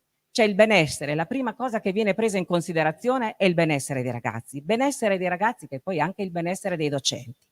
Una scuola che guarda l'individuo non solo come mente ma come anima, che prende e considera il valore dell'empatia, il rapporto con l'altro, che è il rapporto che il docente ha con gli alunni, ma che è anche il rapporto che i ragazzi hanno tra di loro, che prende in considerazione i talenti che ogni ragazzo ha, quei talenti che ho visto valorizzare nell'intervento precedente, e ora che smettiamo di prendere in considerazione semplicemente il programma, che prendiamo in considerazione devo finire il programma dentro. No, io devo cercare di trasmettere ai ragazzi fiducia, autostima, conoscere quel talento che hai e opportunità come vengono offerte all'interno della nostra scuola, di uscire d'estate, di prendere parte a un campus estivo dove il corpo entra dentro un teatro, conosce il teatro, si esprime, coltiva la parola, si abitua a parlare, si abitua a avere fiducia di sé, di stare, di prendere postura. Capite che è una scuola che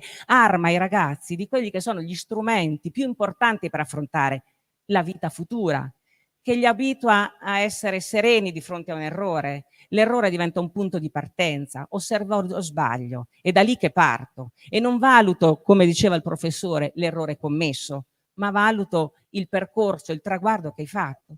una scuola che prende i ragazzi in mano dall'infanzia fino alla fine, perché è un percorso, perché è un modus operandi, perché non deve essere un singolo progetto. Una scuola che dedica veramente, che all'interno della quale vi garantisco, da noi l'inclusione, come diceva il professore, è naturale.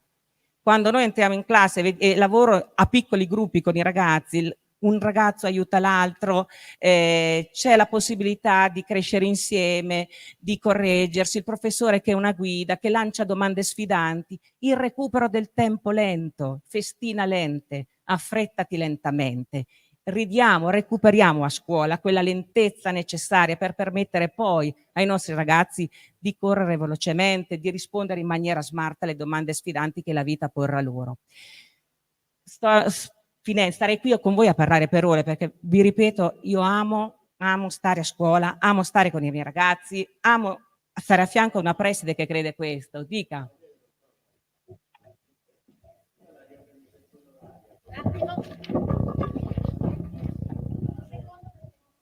Sì, sulla riorganizzazione oraria. Una cosa sulla compattazione oraria, se è fatta su base settimanale o come la fate, e l'altra è, noi facciamo una cosa simile, però siamo partiti Allora, dai docenti. si parla di compattazione oraria sia in senso verticale che in senso orizzontale, nel senso che mettiamo in quella classe io 6 ore di italiano, quindi come struttura queste 6 ore di italiano? Con un bel blocco nella stessa giornata, per esempio 3 ore, e mettiamo 3 ore immediatamente il giorno consecutivo. Quindi questo mi permette di partire con in input e poi di sviluppare tutta una serie di, appunto dicevamo, esercitazioni, lavori di gruppo, laboratori, approfondimenti via internet, tutto quello che si vuole, e alla fine brainstorming e verifica su quell'argomento che ho aperto e chiuso. In questo modo, facendo tanto lavoro in classe, non ho bisogno di dare grandi compiti a casa. Quindi le ore Soprattutto settimanali lo sono studio. uguali, le ore settimanali per materia, però sono più compattate. Ok, come si è trovata con i docenti? Perché noi abbiamo la difficoltà di coinvolgere i docenti, però voi Alcune siete volte partiti... facciamo anche, per esempio, sempre su queste 6, 3, 2, 1, dove magari 3 è il grosso del lavoro, il giorno dopo viene continuato, eccetera.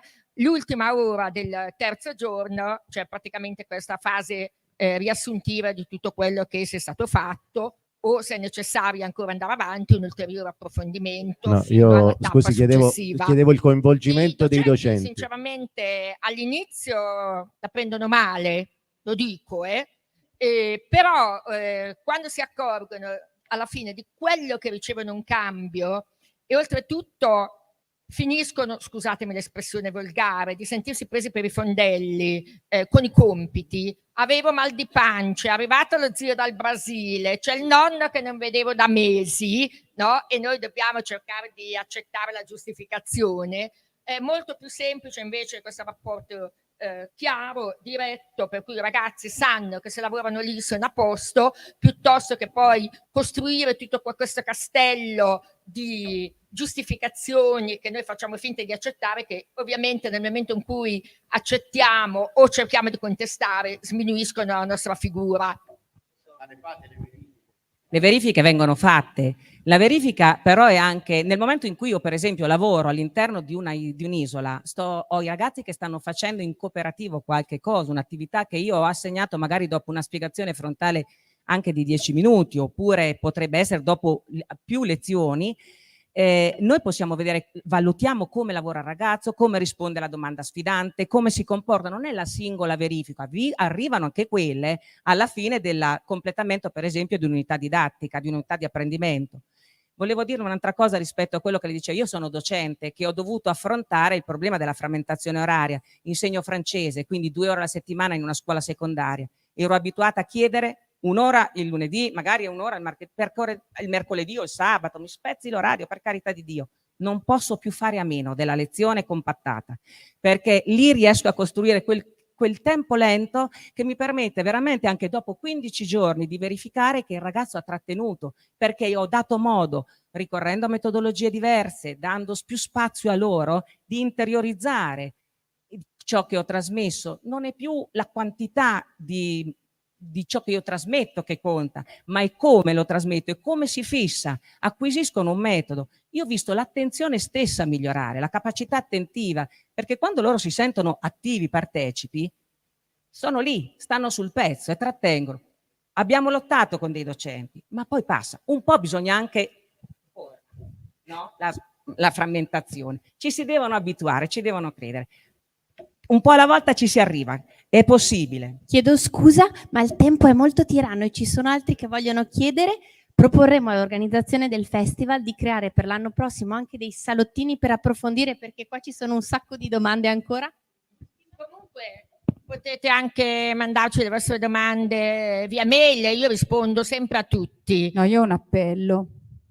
E il mio appello è il seguente, cioè lei è una dirigente alle idee chiarissime rispetto ad alcune cose, noi ci troviamo invece il balia del contrario, un gruppo di docenti molto convinti, con un dirigente che non ha le idee così chiare. Io invece ho l'appello che questo festival, oltre ad avere i docenti che vengono a raccontarvi le cosucce che avete sentito, abbia anche una sezione per fare in modo che i dirigenti parlino tra di loro. Lo faremo alla grande. Un applauso, grazie. Allora, comunque, chi ci volesse contattare può mandare, anzi vi do la mia mail diretta personale, perché io sono abituata a rispondere direttamente. La sera mi metto lì e ho fatto l'esercizio letterario. Quindi antonella.accili@virgilio.it. Questa è la mia mail personale, io di solito la sera o il sabato e la domenica mi metto lì e rispondo a tutti quelli che mi scrivono. E sul sito invece Istituto della Rovere Urbania, al link sperimentazione trovate materiale a IOSA. Grazie dell'attenzione. Un grande applauso, grazie.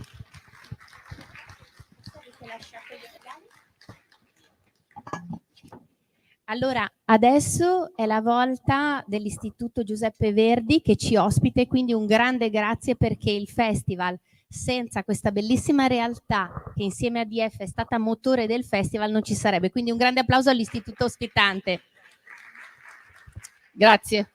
Ora ci racconteranno, questo istituto è molto grande, come sapete raccoglie dai licei agli istituti tecnici, un'esperienza di imprenditoria al femminile, ma in realtà molto di più. Allora, buongiorno a tutti, io sono Laura Scotto di Tella, sono qui del Verdi e insegno geografia economica e turistica all'indirizzo turistico. E con me la professoressa Imbrogno, Emma, che ci sostiene in tutti i progetti, sia dal punto di vista organizzativo, burocratico, ma anche per tutto quello che riguarda le consulenze storico-artistiche e ambientali. Questo progetto che avremo modo di vedere insieme ha partecipato a un concorso che è stato voluto dal Confartigianato di Conegliano, Check Mobility, e aveva una particolarità. Proponeva una serie di challenge in cui i ragazzi si dovevano sfidare e trovare una soluzione a queste problematiche che sono legate al nostro territorio, che è un territorio tutelato dall'UNESCO e che è da poco riconosciuto, e comunque noi ci aspettavamo come territorio un'affluenza, una conoscenza di flussi di persone veramente consistenti, e quindi anche dal punto di vista aziendale e territoriale si pongono nuove sfide, e queste nuove sfide sono state lanciate alle scuole. La metodologia che ci è stata richiesta è stata quella dell'hackathon, e abbiamo sviluppato nel progetto questa nuova metodologia che ha delle valenze di apprendimento veramente stupefacenti, perché siamo riusciti a realizzare questo progetto in poco meno di un mese, tenendo conto che noi abbiamo il trimestre, tenendo conto che il concorso si è tenuto il 27 novembre e i ragazzi e le ragazze erano prese dalle interrogazioni di fine trimestre. Quindi abbiamo svolto tutto il progetto in maniera extracurricolare nel nostro tempo libero. Avremo utilizzato solo 6 ore dal punto di vista curriculare. La particolarità dell'hackathon, diciamo, è strutturato su 3 obiettivi, su 3 passaggi importanti.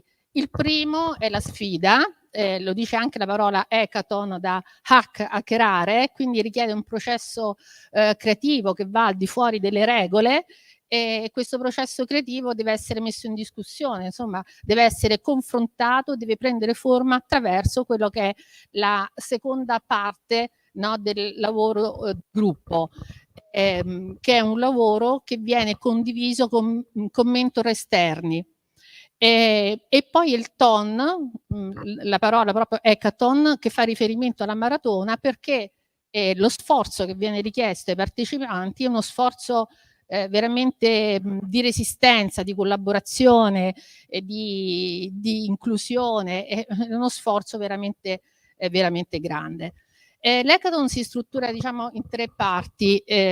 La prima parte è la nascita dell'idea, e in questo eravamo facilitati perché l'idea era già presente, si trovava all'interno di un altro progetto che avevamo presentato al Politecnico di Milano l'anno prima, quindi la classe era già consapevole, no, del territorio, di determinate problematiche e quant'altro, quindi l'idea noi l'avevamo già.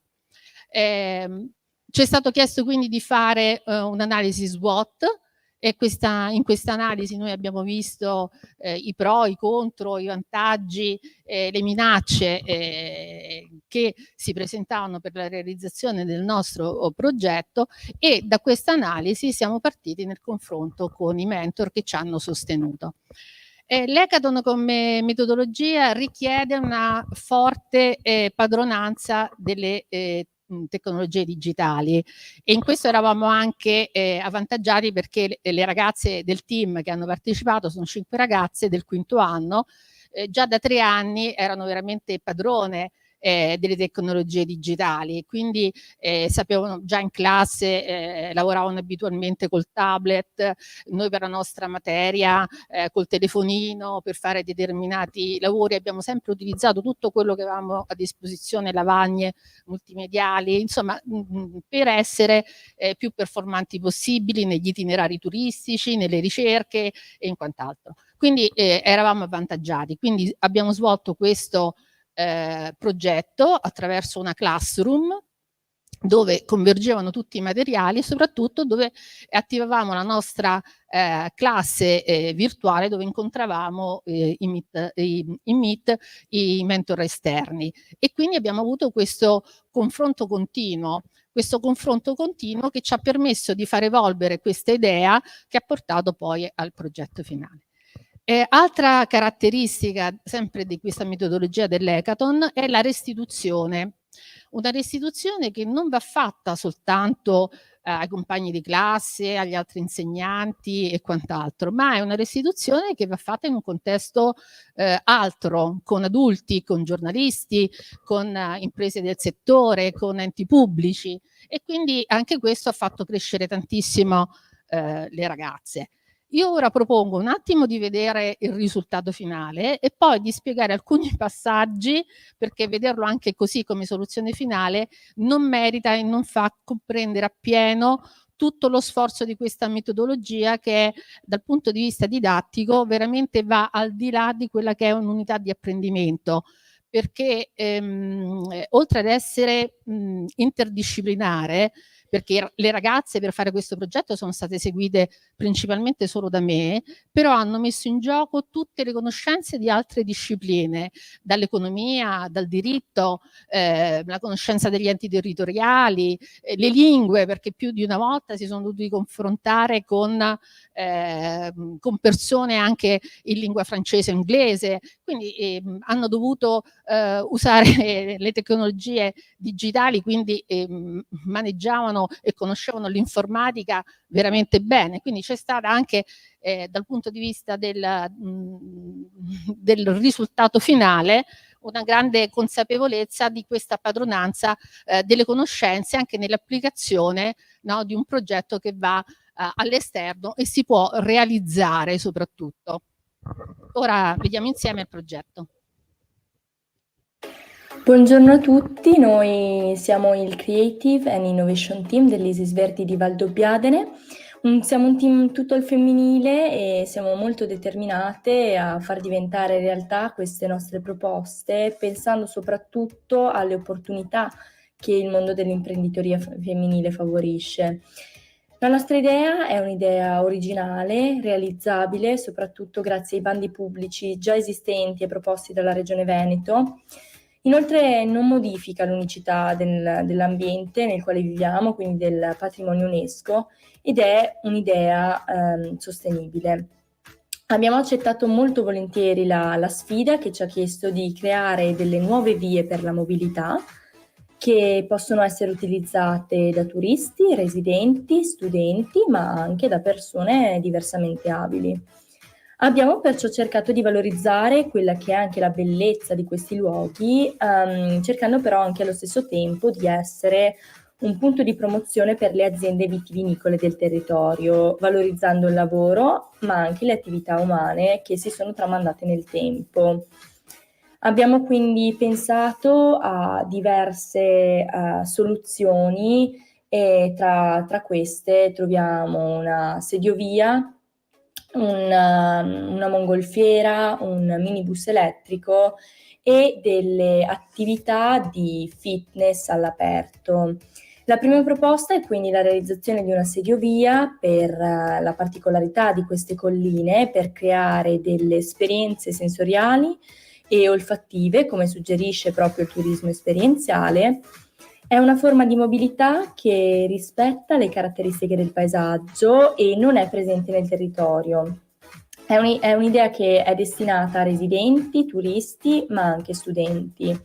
Abbiamo poi individuato un possibile itinerario che va dalla piazza di Valdobbiadene alla chiesa di San Floriano, ma in realtà potrebbe essere proposto in ogni realtà aziendale vitivinicola che potrebbe aggiudicarsi l'unicità di questo servizio solo in base alla pendenza del vigneto, ecco. E non a caso una simile realtà è anche già presente nel territorio di Bolzano. Per quanto riguarda invece la seconda proposta che facciamo, ha un grande impatto sicuramente scenografico ma anche comunicativo e riguarda tutto il territorio di Valdobbiadene fino a Conegliano. La scelta infatti di voli statici con le mongolfiere valorizzerebbe appieno il territorio, può promuovere eventi, brand aziendali, manifestazioni sportive, con le stampe appunto sui palloni aerostatici e non ultimo può favorire attività ludico-didattiche per attività appunto scolastiche attraverso l'apprendimento attivo. In più abbiamo anche verificato come una tale attività richiami veramente un grandissimo numero di visitatori, come ad esempio il Festival delle Mongolfiere di Ferrara, che arriva addirittura fino a circa 120.000 presenze, quindi veramente moltissime. Per quanto riguarda un'altra proposta è quella dell'utilizzo di minibus elettrici a 8 posti, che sono grandi quanto più o meno un monovolume, hanno la capacità di muoversi sul territorio con pendenze fino al 15-20% e quindi per vie anche molto strette come quelle presenti a livello interpoderale. E questo mezzo potrebbe favorire il collegamento tra le strutture ricettive locali e le aziende agricole del settore, ma anche lo spostamento dei residenti che non sarebbero così obbligati a utilizzare i loro mezzi inquinanti e permetterebbe quindi la fruizione del territorio anche da parte di tutti quei turisti che magari hanno delle disabilità. Funzionerebbe con un sistema a chiamata tipo Uber e incrementerebbe l'offerta dei servizi di trasporto locali. Una possibile accostazione, come avevamo pensato, potrebbe ad esempio collocarsi nel centro di Valdobbiadene, riqualificando un edificio ormai in disuso come l'ex fabbrica Acme. Per quanto riguarda invece l'ultima proposta, si rivolge ad una particolare forma di mobilità che riguarda il fitness all'aperto come risposta a ovviamente possibili lockdown per svolgere quindi attività di tipo agonistico, sportivo, ma anche di riabilitazione motoria o di benessere fisico per persone, ad esempio, della terza età. L'idea ci è venuta proprio perché avevamo adocchiato un bando dedicato all'invecchiamento attivo e così abbiamo pensato ai nostri genitori, abbiamo individuato diverse biciclette senza pedali che consentono di raggiungere una sorta di benessere psicofisico a contatto con la natura. E ci siamo chiesti perché non sfruttare quindi la bellezza, le amenità delle nostre colline, praticando una tale attività su strade di collegamento dei nostri borghi, cui verrebbe infatti a mettere in atto le direttive proposte dalla Giornata mondiale del turismo nel 2020. In conclusione, possiamo quindi dire che le nostre proposte, oltre ad essere uniche, sono anche rispettose del paesaggio in termini di inquinamento, sia ambientale ma anche acustico, migliorano la vita dei residenti e delle persone anche diversamente abili, permettono e aumentano la visibilità delle aziende nel nostro territorio e soprattutto potrebbero essere realizzate in parte con finanziamenti pubblici. Le persone che possono essere coinvolte sono chiaramente moltissime e con diversi mezzi per realizzare quindi quella che è la fruizione del nostro territorio patrimonio UNESCO.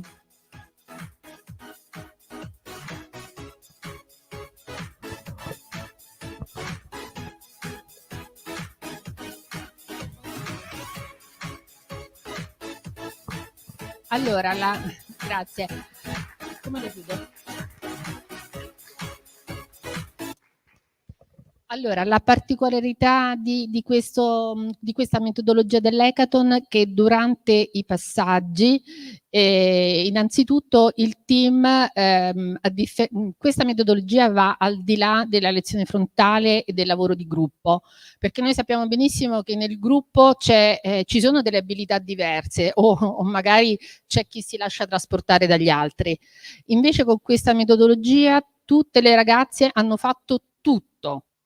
Proprio per la velocità in cui si svolgevano i vari step. Nella nostra classroom di volta in volta venivano assegnati dei compiti, tutte le ragazze caricavano il loro compito svolto, c'era un momento di restituzione collettiva dal quale si prendeva il meglio di ogni idea, di ogni proposta e c'era una rielaborazione, quindi di volta in volta si occupava chi era più libero in quel momento, chi non aveva l'interrogazione, chi non doveva andare dal dentista e quindi c'è veramente stata una collaborazione veramente piena e così facendo le ragazze sono riuscite tutte ad esprimere il meglio, anche le più fragili, le più timide, le più introverse, sono riuscite veramente ad acquisire una sicurezza incredibile rispetto al punto di partenza, essendo comunque ragazze del quinto anno. Un'altra particolarità di questa metodologia era il confronto con i mentor, perché ogni volta che noi elaboravamo uno step di queste 5 proposte ci confrontavamo con questi esperti esterni, ci siamo confrontati con un insegnante dell'Università di Padova, con un esperto di comunicazione, con un architetto esperto di urbanistica e territorio, con un imprenditore esperto di start-up e tutti ci hanno dato dei suggerimenti dal quale siamo partiti poi per rielaborare di volta in volta la nostra proposta. Vedete che le proposte vanno al di là della proposta fine a se stessa, sono tutte finanziabili, sono tutte realizzabili sul territorio, hanno tenuto tutto in considerazione l'Agenda 2030, quindi tutte le tematiche che ci premono dal punto di vista di un turismo sostenibile su queste colline che sono veramente uniche e non si possono toccare, anche perché anche i coltivatori non cederebbero un metro di terreno delle loro viti, dei loro vigneti. E quindi sono proposte che possono generare a loro volta imprenditoria, possono generare proprio quella che è proprio una domanda e una risposta col territorio molto, molto importante. Un'altra cosa che volevo sottolineare sempre dal punto di vista della metodologia didattica era l'aspetto della metacognizione. il fatto che avessimo ogni volta un momento poi nostro per riguardare ciò che andava, ciò che non andava, faceva prendere consapevolezza alle ragazze dei loro limiti, superamento dei loro limiti, le cose che sbagliavano, i correttivi, e quindi ha dato molta forza alle ragazze, no? Che in questa velocità, perché dicevamo noi siamo arrivati tardi su questo tipo di progetto, però siamo riusciti non solo ad arrivare in un mese a una proposta veramente complessa come questa, ma siamo riusciti anche a vincere il secondo premio, e le ragazze non riuscivano a credere veramente di aver raggiunto un risultato in così poco tempo. Un'altra cosa che vale la pena sottolineare è che gli organizzatori di questo concorso hanno delle royalty su questo concorso e su queste proposte che possono essere realizzate nel territorio, ma l'originalità dell'idea rimane alle ragazze, quindi se queste proposte non fossero realizzate, fra 2 anni loro potranno creare una loro startup e quindi attuare questi progetti dal punto di vista proprio concreto sul territorio. Un'altra cosa bella, dicevamo, era anche la restituzione che fa parte anche di questa metodologia dell'hackathon, perché la restituzione ha permesso, tutte le ragazze sapevano fare tutto, si potevano sostituire in qualsiasi momento, perché se qualcuna di loro mancava, eravamo in pieno periodo di pandemia, quindi stavamo in difficoltà, dice qui dobbiamo essere pronti in tutto, perché se manca qualcuno dobbiamo comunque arrivare lì al concorso, dobbiamo essere veramente pronte. E quindi questo ha fatto sì veramente che questo apprendimento va oltre a quella che è un'unità di apprendimento regolare e può essere veramente motivante all'interno della didattica per svolgere tante attività scolastiche. Volevo far vedere anche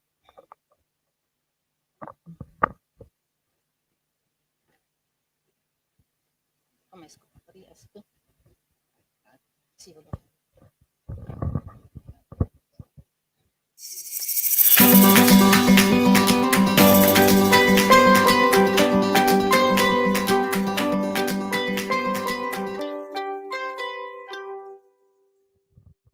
volevo condividere con voi anche l'entusiasmo del nostro team, perché veramente è stato un momento particolare lì la presentazione del progetto al concorso, anche perché, come dicevamo, si è creato poi un piccolo inconveniente.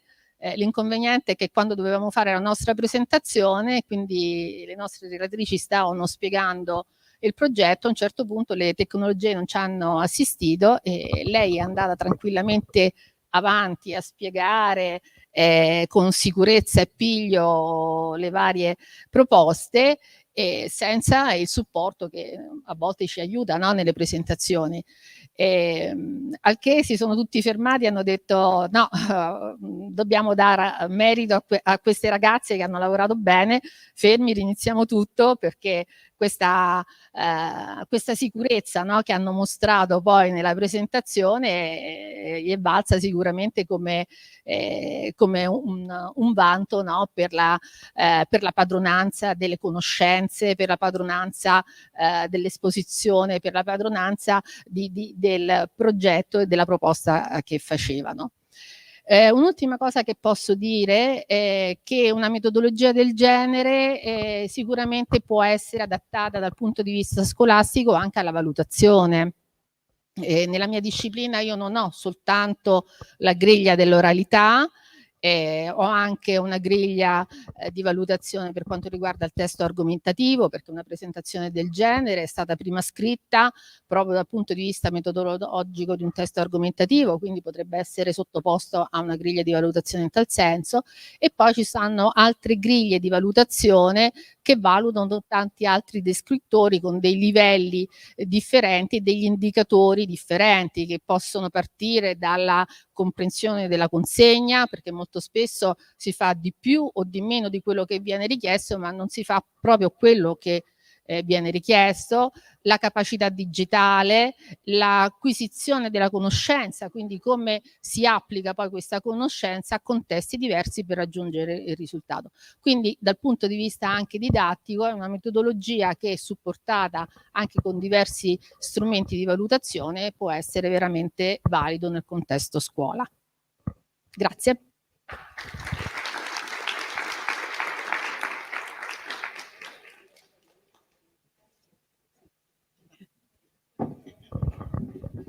Ci sono domande?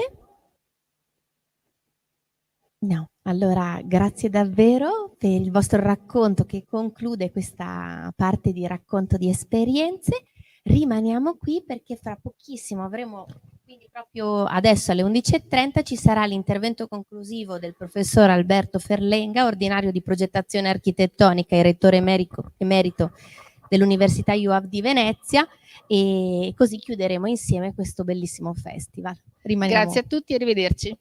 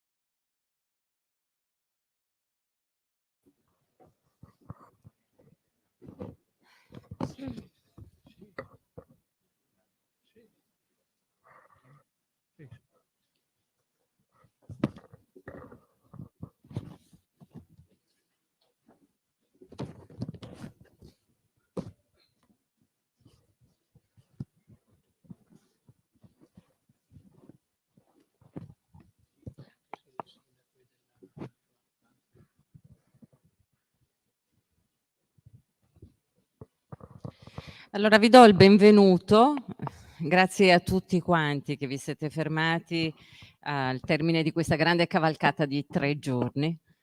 Siamo al termine, stiamo per spegnere i riflettori sulla seconda edizione del Festival Nazionale dell'Innovazione Scolastica. Lo faremo in modo pirotecnico, nel senso che oggi è venuto a trovarci, abbiamo un ospite molto importante che è il professor Alberto Ferlenga, che è ordinario di progettazione architettonica e rettore emerito dell'Università IUAV di Venezia, nonché responsabile nazionale del progetto del Ministero dell'Università e della Ricerca su prototipi di scuole da abitare, PROSA, e poi il professore ci spiegherà di cosa si tratta. È stato un festival importante, abbiamo avuto la presenza di ben 2 ministri, è stato un festival che ha offerto spunti di riflessione, e ci ha portato begli aggettivi da mettere insieme al sostantivo scuola.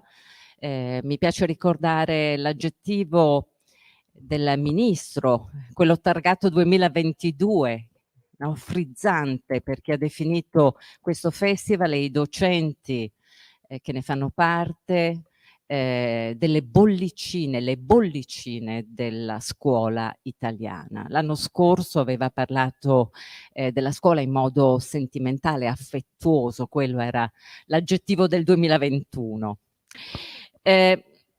Un festival dunque che va in archivio, che mandiamo in archivio con un bilancio assolutamente positivo. Oggi, in questo momento, vorremmo, di solito si fa, vorremmo parlare già, perché abbiamo già dei progetti per il prossimo anno. Cedo subito la parola a Luigi Ballerini, che è il presidente del comitato scientifico, perché insomma c'hai un po' di cosette da dire, dai. Sì, ecco, allora ho qua l'articolo, era "Tenete vivo lo spirito di Valdobbiadene, consideratevi le bollicine della scuola italiana", Adriana l'ha ricordato. Abbiamo pensato, visto che stiamo crescendo e visto che l'anno prossimo sarà la terza edizione, abbiamo pensato di istituire un premio, il premio che sarà appunto sulle bollicine della scuola italiana, e abbiamo pensato che daremo questo premio che è un riconoscimento a chi nel corso di quest'anno, sia del mondo della scuola, sia collaterale, sia fuori, ma a qualcuno che ha dato un contributo significativo all'innovazione scolastica.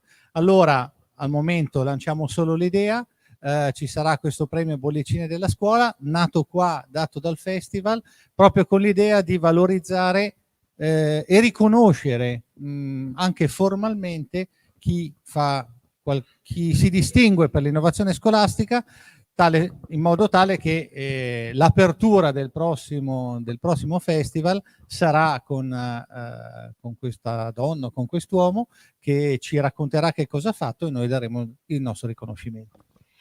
Bene, grazie Luigi. Questa è una delle novità che vi possiamo già anticipare, perché dicevo prima, spunti di riflessione ma anche punti di intersezione, forse è l'aspetto più importante del festival, l'incontro tra docenti, tra scuole, il confronto, e la novità di quest'anno era rappresentata dall'incontro tra la scuola e il territorio, tra i docenti e gli amministratori locali, e su questo fronte abbiamo un'altra novità. Alberto Raffaelli, che è l'ideatore del festival. A voi. Io credo che possiamo lasciarci con due compiti e un'idea. Un compito che sarà messo a disposizione da parte nostra a tutti, e un compito che chiediamo a voi. Il compito che facciamo noi è quello, perché lo scopo del festival appunto non è di premiare i migliori, come ogni tanto qualcuno esce e dice ma fate la classifica. No, non c'è nessuna classifica. ognuno se la stila come vuole la classifica, ma scopo del festival è quello di creare delle relazioni e la possibilità di incontro, e quindi quello che noi ci terremo e ci prenderemo cura è di favorire queste relazioni nei modi anche che può essere che facciamo, ci sono state proposte di affrontare dei focus anche nel corso dell'anno, per esempio, e quindi creare questa rete. Chiaramente lo strumento principale di questa rete è il sito, no? Festival Innovazione Scolastica .it, oppure le mail. Molti hanno chiesto informazioni. Se avete informazioni da dare o da ricevere, le mail Festival Innovazione Scolastica @gmail.com, su quella potete, o anche qualcuno mi ha chiesto i riferimenti di un'altra scuola, scrivete, noi ve li passiamo, eccetera.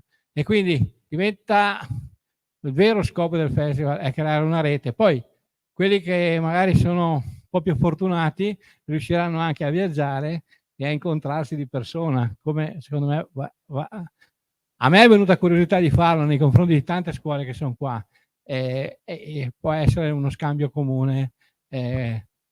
Valdobbiadene è sempre aperto, no? a questo, come avete capito, e anche la materia prima non manca mai per ospitarvi. Metteremo in campo anche il web, abbiamo imparato tutti a utilizzarlo, quindi eventualmente ci vedremo anche così a distanza.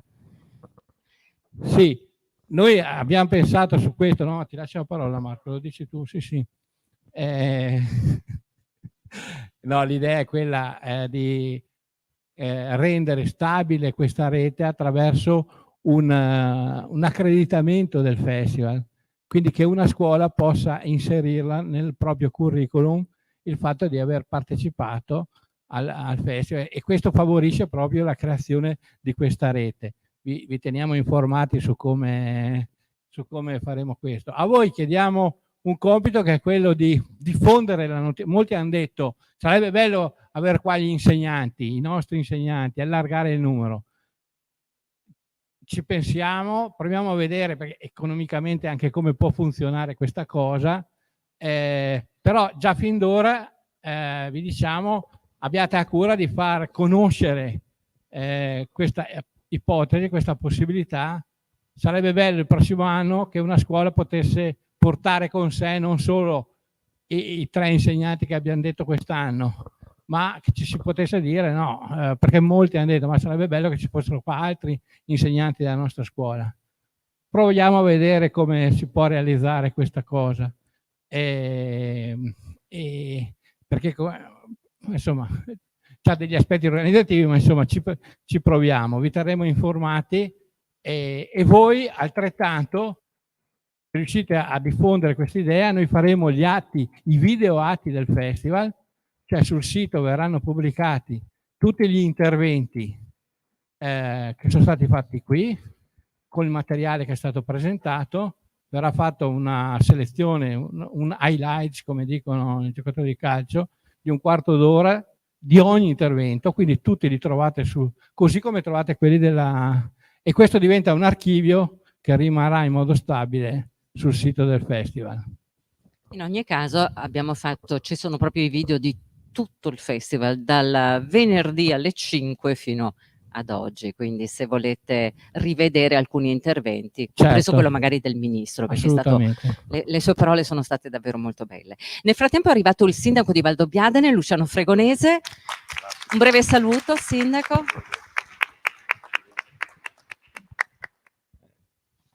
Buongiorno, grazie. Io mi sono perso molto di questo festival dei gruppi di lavoro, mi dispiace, ma insomma approfitterò dei documenti che saranno messi a disposizione. L'anno scorso da questo palco, alla chiusura dei lavori, avevamo, come dire, lanciato un impegno, una promessa, quello del coinvolgimento delle amministrazioni locali che hanno il privilegio di confrontarsi con voi e di vivere assieme a voi quotidianamente le esperienze, le difficoltà e gli aspetti positivi che le scuole nei territori possono lasciare. E penso che sia andato bene come prima volta. Abbiamo avuto anche, come dire, la spinta anche quest'anno incredibile da parte del ministro Bianchi di continuare in questo impegno e di rinnovarci per il prossimo anno. Adesso valuteremo come proseguire. Sarebbe bello avere più tempo a disposizione, più giorni a disposizione, ma questo è praticamente impossibile. Ma credo che la cosa più importante, che poi è stata anche rimarcata venerdì pomeriggio, è far sì che nei mesi conseguenti a questo festival rimanga una relazione, si faccia insomma squadra e si continui a lavorare assieme.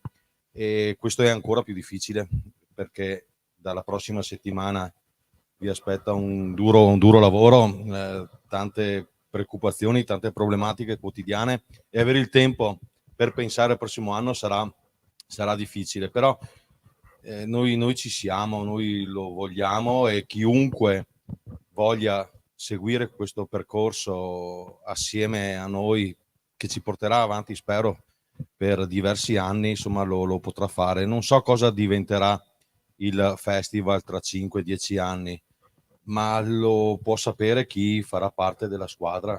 Insomma, le cose, io non sono fatalista, le cose insomma bisogna guadagnarsele, non c'è nessuno che abbia il merito da solo di aver conquistato qualcosa.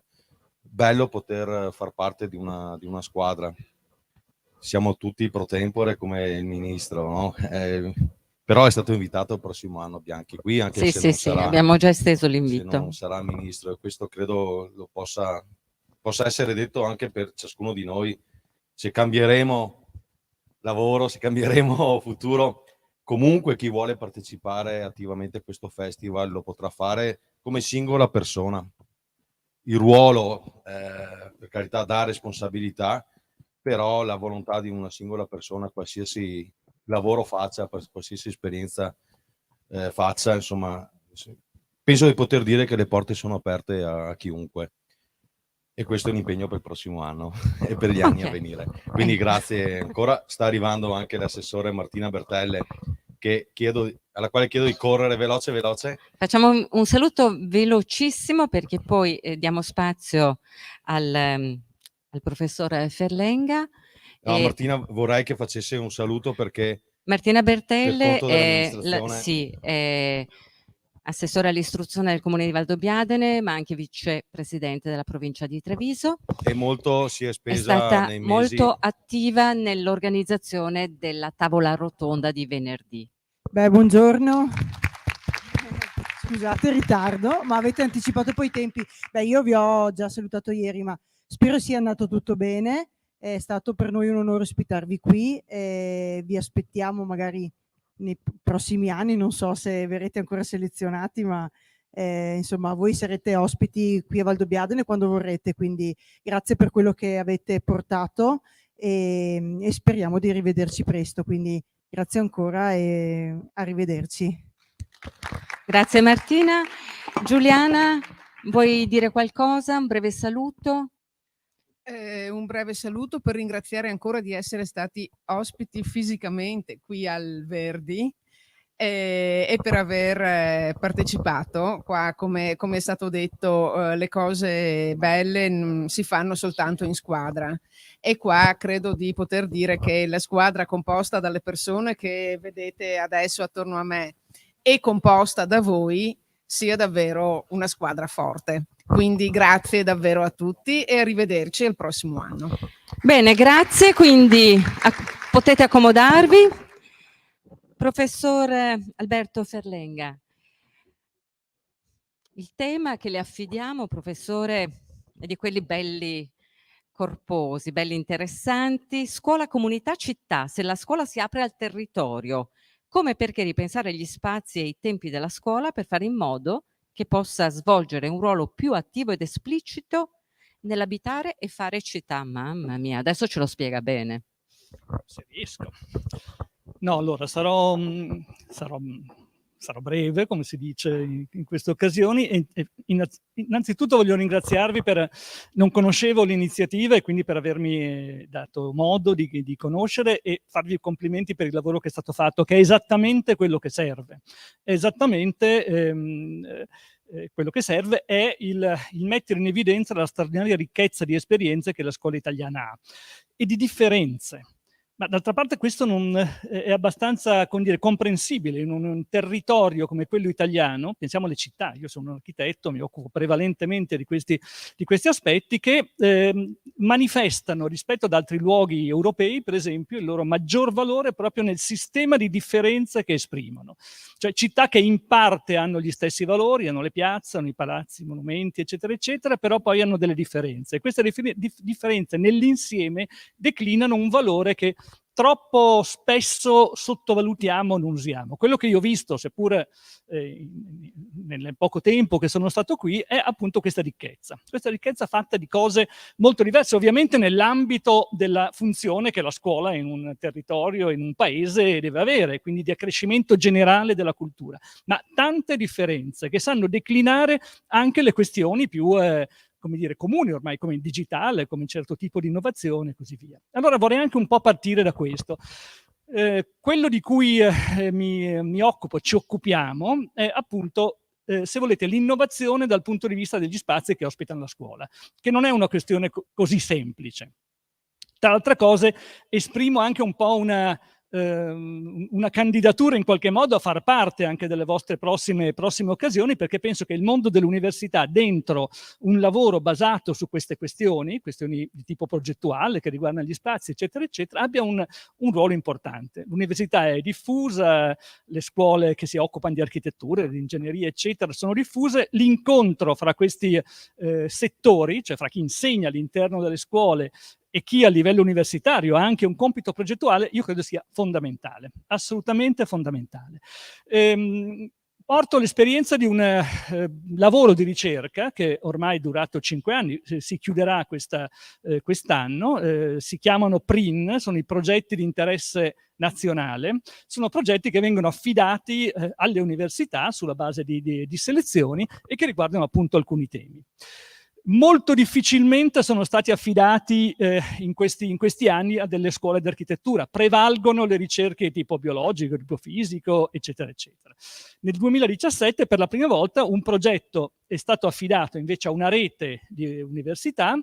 Io allora ero rettore dello UAV di Venezia, sono diventato coordinatore di questa rete, è una rete che mette insieme il Politecnico di Milano, coordinata dallo UAV di Venezia, ma col Politecnico di Milano, con il Politecnico delle Marche, con la Vanvitelli della Campania, di Napoli, e con Sassari, e con Cagliari, scusate, e insieme anche fin dall'inizio siamo coordinati con Indire, che come sapete si occupa degli aspetti pedagogici appunto della scuola.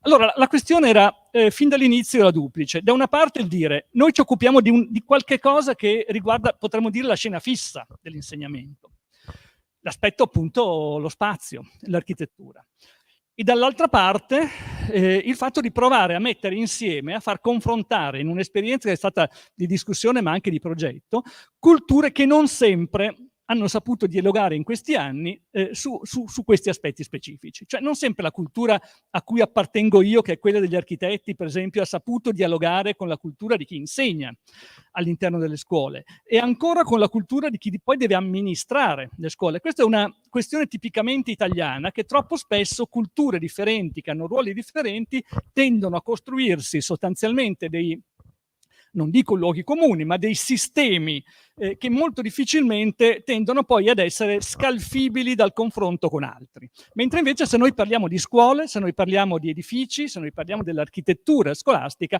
il confronto è fondamentale. Cioè non esiste nessuna possibilità di creare qualcosa che non sia come dire, il piccolo capolavoro, diciamo così, che non cambia la situazione, ma che invece abbia un impatto reale sull'insieme appunto del patrimonio scolastico, rispetto al quale ci sono da dire alcune cose. La prima è che una prima difficoltà che abbiamo conosciuto è che la parte fissa della scuola, la parte architettonica, ha dei tempi di permanenza, dei tempi di durata diversi rispetto, per esempio, agli aspetti del digitale, dell'insegnamento, così, che sono molto più veloci, molto più flessibili, molto più legati ai tempi che cambiano e possono essere modificati in tempi stretti. No, la scuola rimane qui, rimane lì, rimane come è stata fatta e molto spesso diventa e molto anche frequentemente e quasi subito nel tempo diventa necessario un adeguamento inventivo da parte di chi la usa, che tende anche a sovvertire alcune modalità d'essere.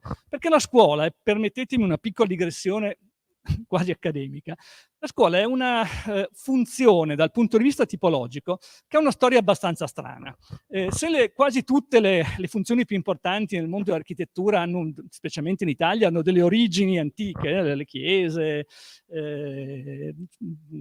ma molti ginnasi, le palestre, eccetera, eccetera, beh, non troverete nei manuali dell'antichità nessun accenno alla scuola.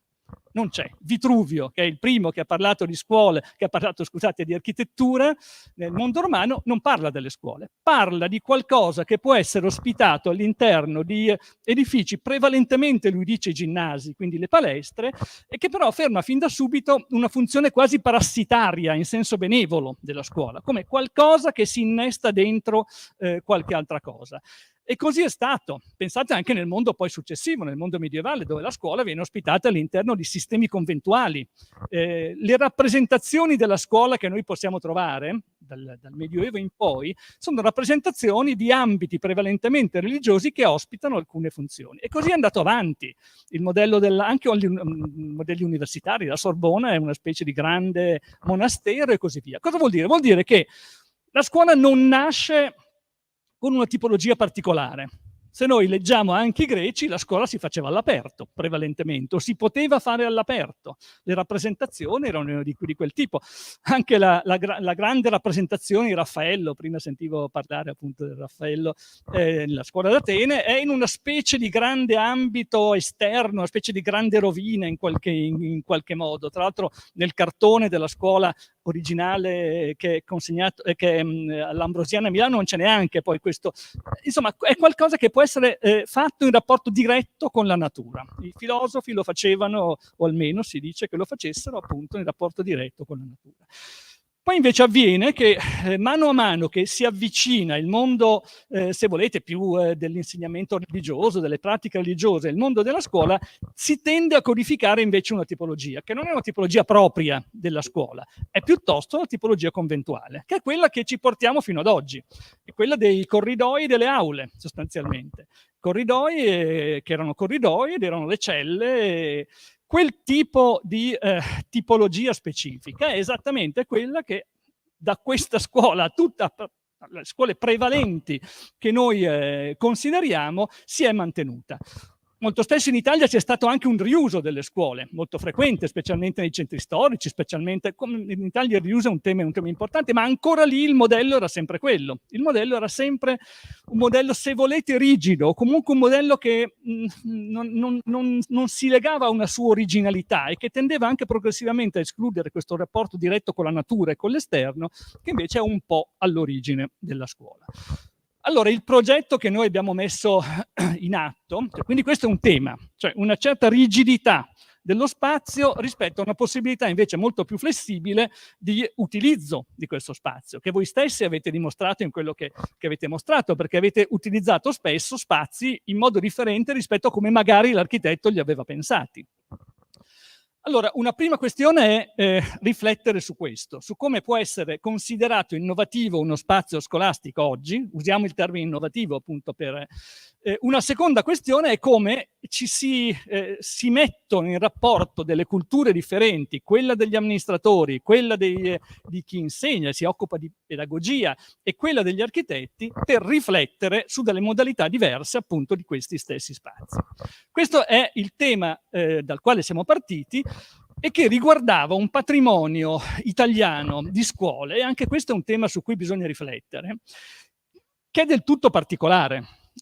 Perché in Italia ha avuto se volete, una grande occasione che non ha saputo sfruttare, mentre altri paesi nel dopoguerra, nell'immediato dopoguerra, hanno utilizzato, altri paesi europei, ma non solo europei, hanno utilizzato la scuola come possibilità di dare centralità a luoghi periferici o anche a luoghi che venivano ricostruiti.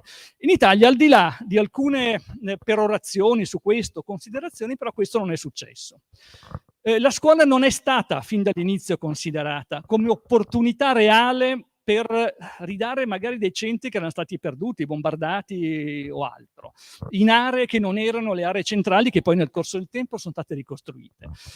E non è stata considerata come un'occasione architettonicamente di particolare interesse. Questo ha comportato che il patrimonio di qualità delle scuole italiane, ovviamente in rapporto con altri luoghi anche in Europa, è immensamente più povero. Cioè noi abbiamo poche scuole, abbiamo degli autentici capolavori, questo certo, ma si contano a decine, forse a centinaia, ma poco più.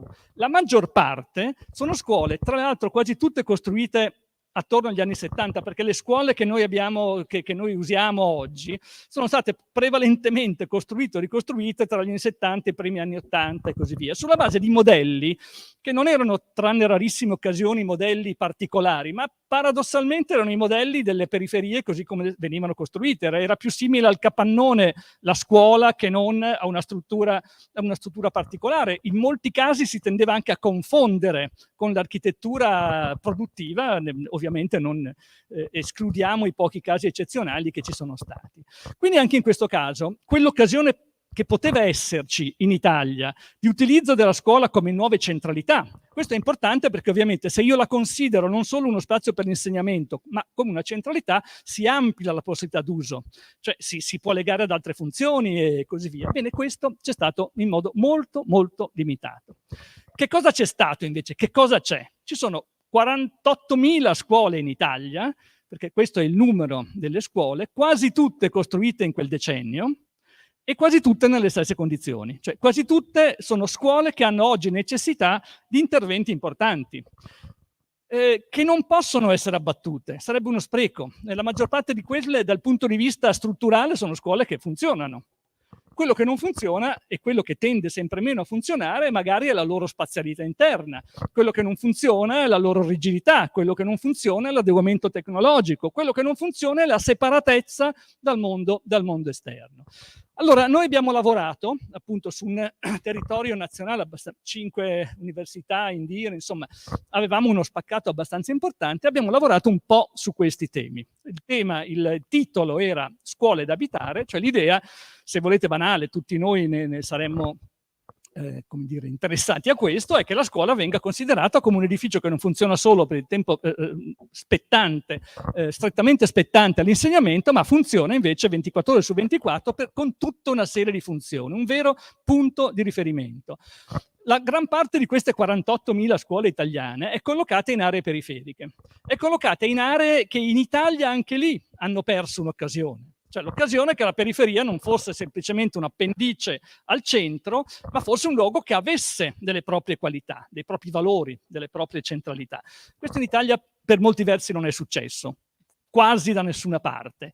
Le scuole al loro interno, all'interno di queste aree periferiche, sono state quasi tutte, queste 48.000 scuole, sono state delle cittadelle chiuse in sé rispetto a un mondo esterno che era un mondo comunque quello immediato, perché non era quello dei centri che erano più distanti prevalentemente, un mondo che non aveva particolari qualità. In che modo può essere questa occasione può essere sfruttata oggi? Beh, appunto, la prima cosa che dicevo prima è quella che chi a titolo diverso ha a che vedere con la scuola discuta di queste questioni, cioè consideri che lo spazio è qualche cosa, la qualità architettonica è un valore, lo spazio interno può essere un valore, lo spazio interno può essere modificato anche in presenza di strutture esistenti.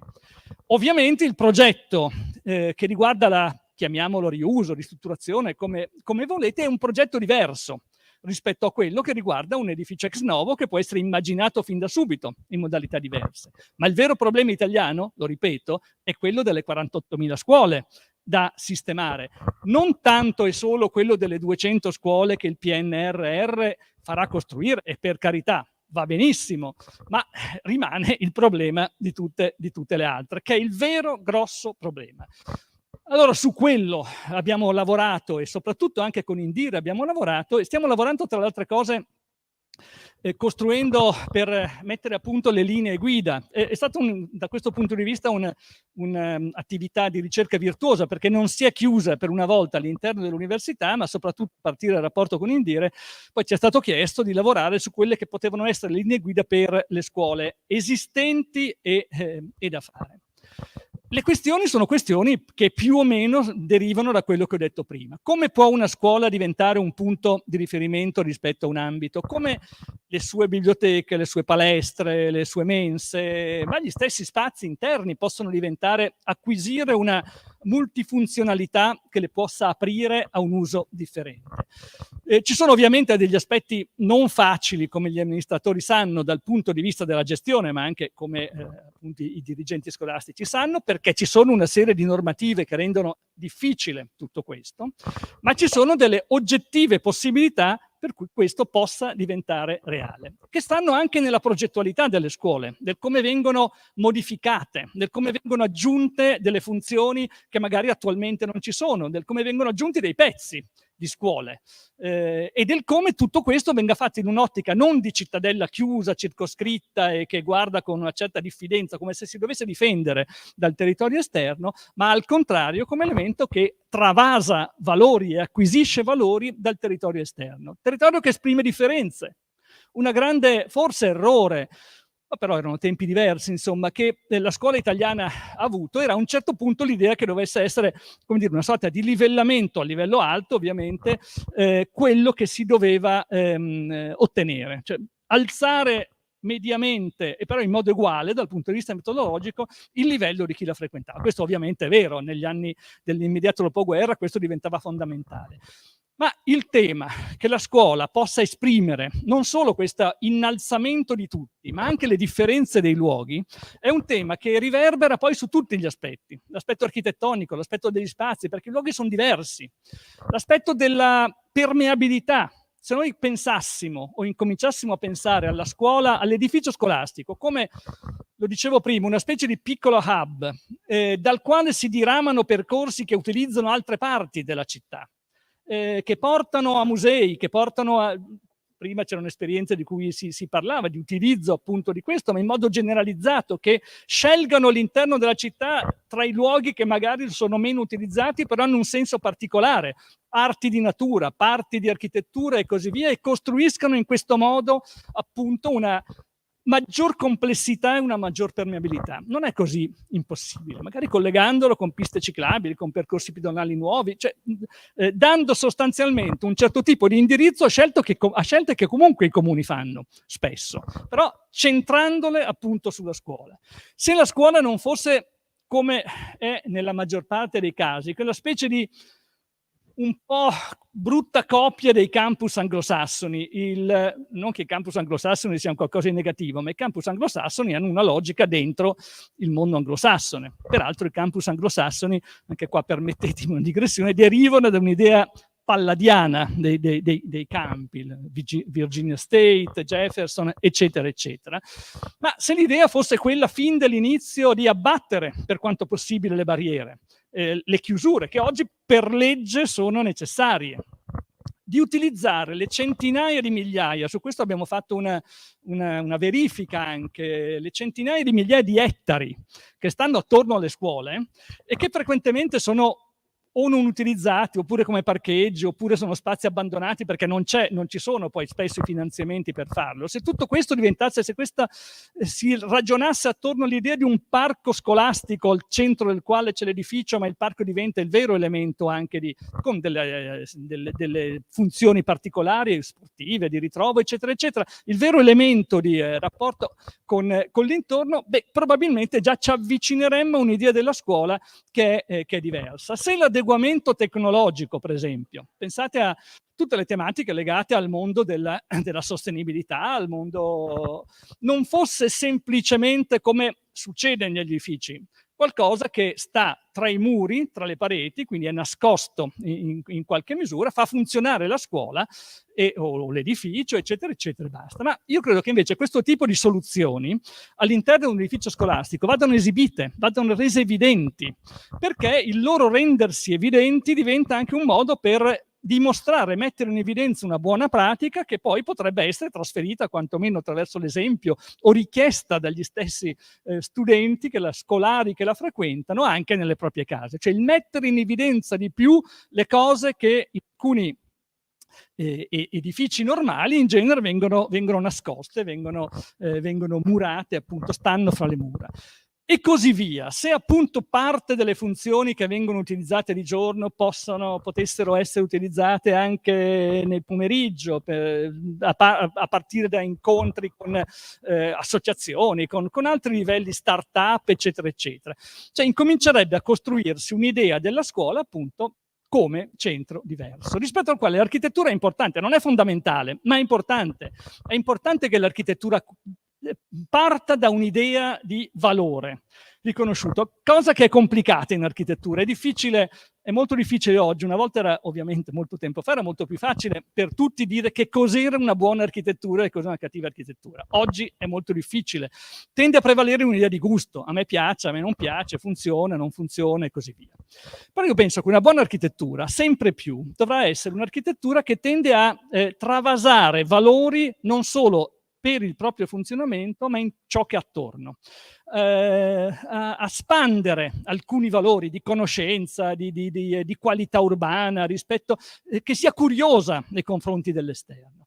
Allora, da questo punto di vista, incomincia a essere valutabile, invece, se un'architettura, e non sto parlando di stili, poi gli architetti hanno gli stili diversi, eccetera, eccetera, sto parlando di acquisizioni, di valori che possano essere comprensibili a tutti. Cioè, miglioro la situazione di un luogo. Ho una scuola che dà a una periferia nella quale sorge una centralità che prima non aveva, in termini funzionali, in termini di qualità e così via. Ho una scuola che esprime nei suoi materiali la natura di un luogo.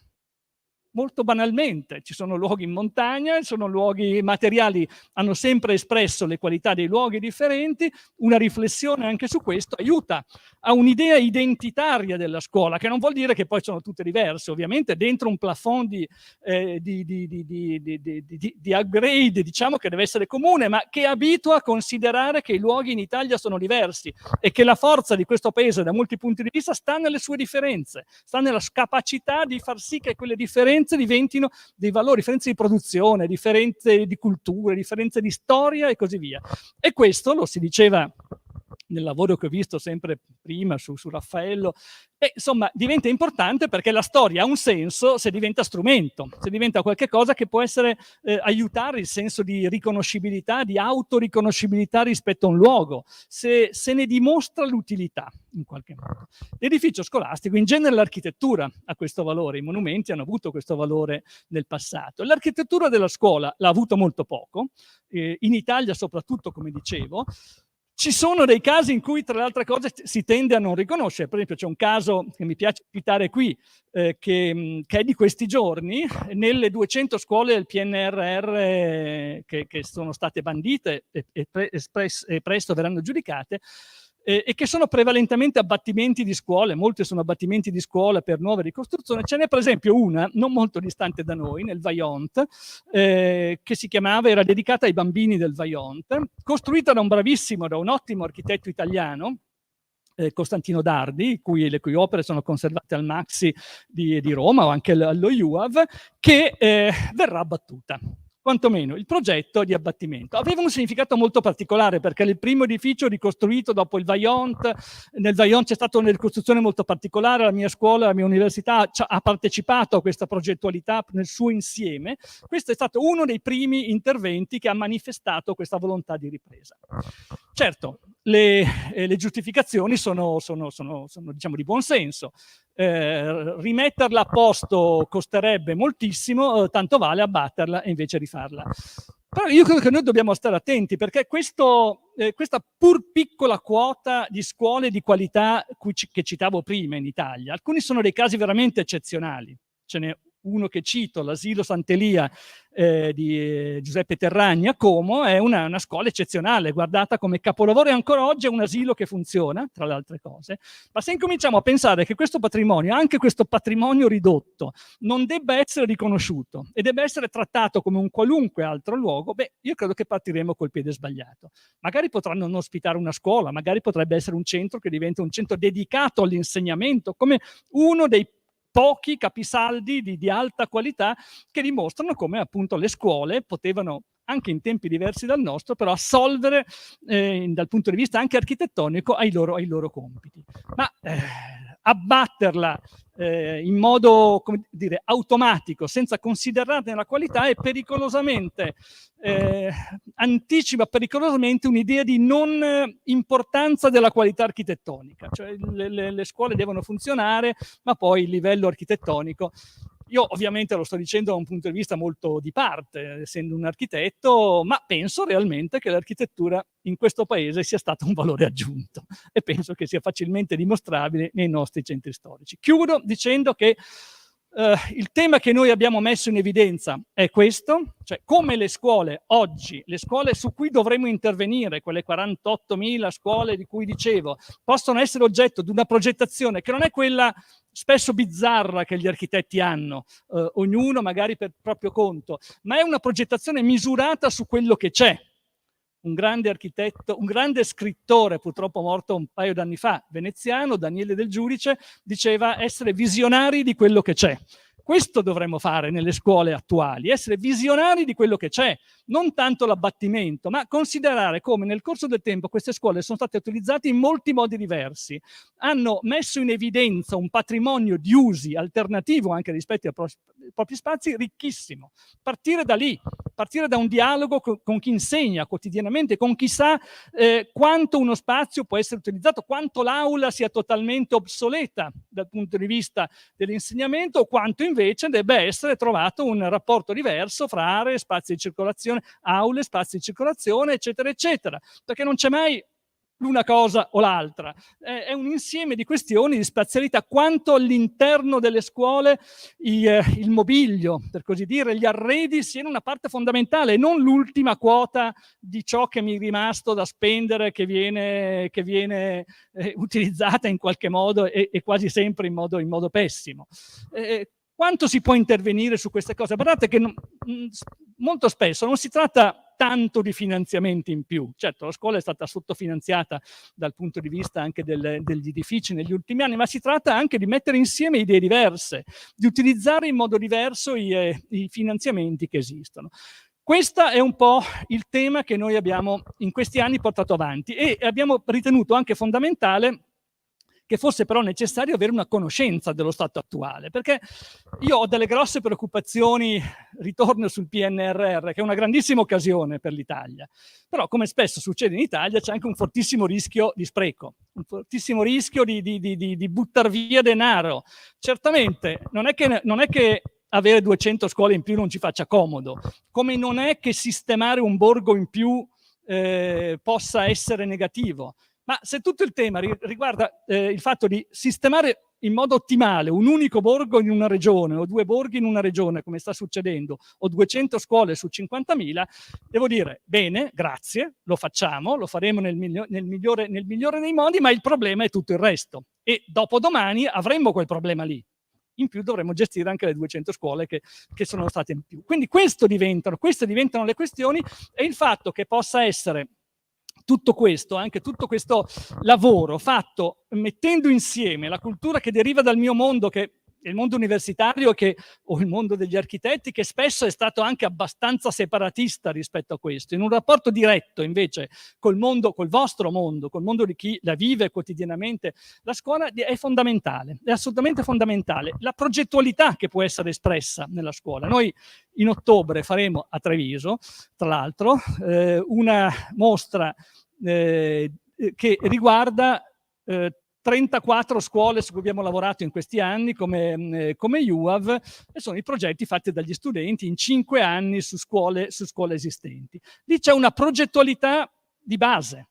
Non è che l'università può essere la supplente di qualcosa d'altro, i professionisti ci sono in tutte le situazioni ed è giusto che ci siano, il loro compito, ma l'università può fornire alle scuole in generale, quel plafond di conoscenza che permette poi di giudicare se gli aspetti estetici, diciamo così, tecnologici, funzionali e spaziali stanno insieme. Permette di poter giudicare poi i progetti che verranno affidati a dei professionisti tramite concorsi, si auspica, rispondono a tutto questo. Se non c'è questo, se non c'è questa conoscenza di base, questa conoscenza di fondo, è molto difficile giudicare, è molto difficile sapere che cosa chiedere anche ai progettisti. E se non c'è, come dicevo prima, la conoscenza, anche su questo stiamo, con l'assessore Donazzani, stiamo sperimentando una, diciamo così, catalogazione particolare anche delle scuole, soprattutto nella provincia di Treviso, che non riguarda solo gli aspetti di adeguamento tecnologico, quelli sono relativamente semplici. Però proviamo a classificare le scuole anche in base alla possibilità reale di apertura rispetto al loro contesto urbano o meno, perché non sempre è possibile. Proviamo a dare quasi delle classifiche rispetto a questo.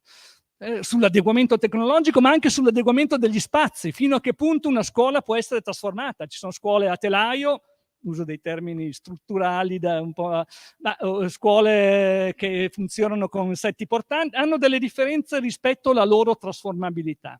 Proviamo a capire qual è la condizione in generale e sulla base di questo proviamo a capire se quell'obiettivo che in un progetto di interesse nazionale come quello che appunto ha un nome un po' magniloquente, scuole da abitare, può sembrare in parte anche un po' velleitario, poi in tante di queste soluzioni specifiche possa avere un senso reale, cioè si possa costruire mettendo assieme conoscenza per conoscenza, conoscenze integrate, conoscenze condivise, si possa arrivare a quello.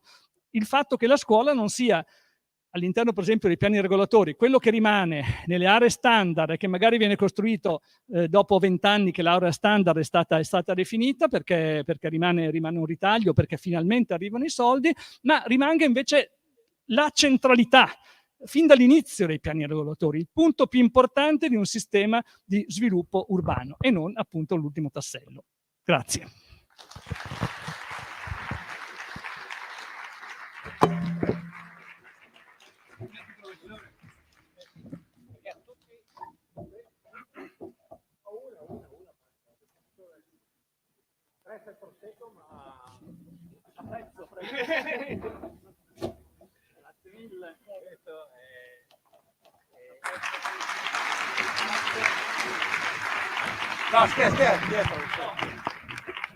No, io la devo veramente ringraziare, perché credo di ringraziarla a nome di tutti, perché ci ha aperto uno scena. Io c'avevo una mezza idea di questa storia della scena dove avviene l'insegnamento, ma lei ci ha aperto uno scenario straordinario, secondo me.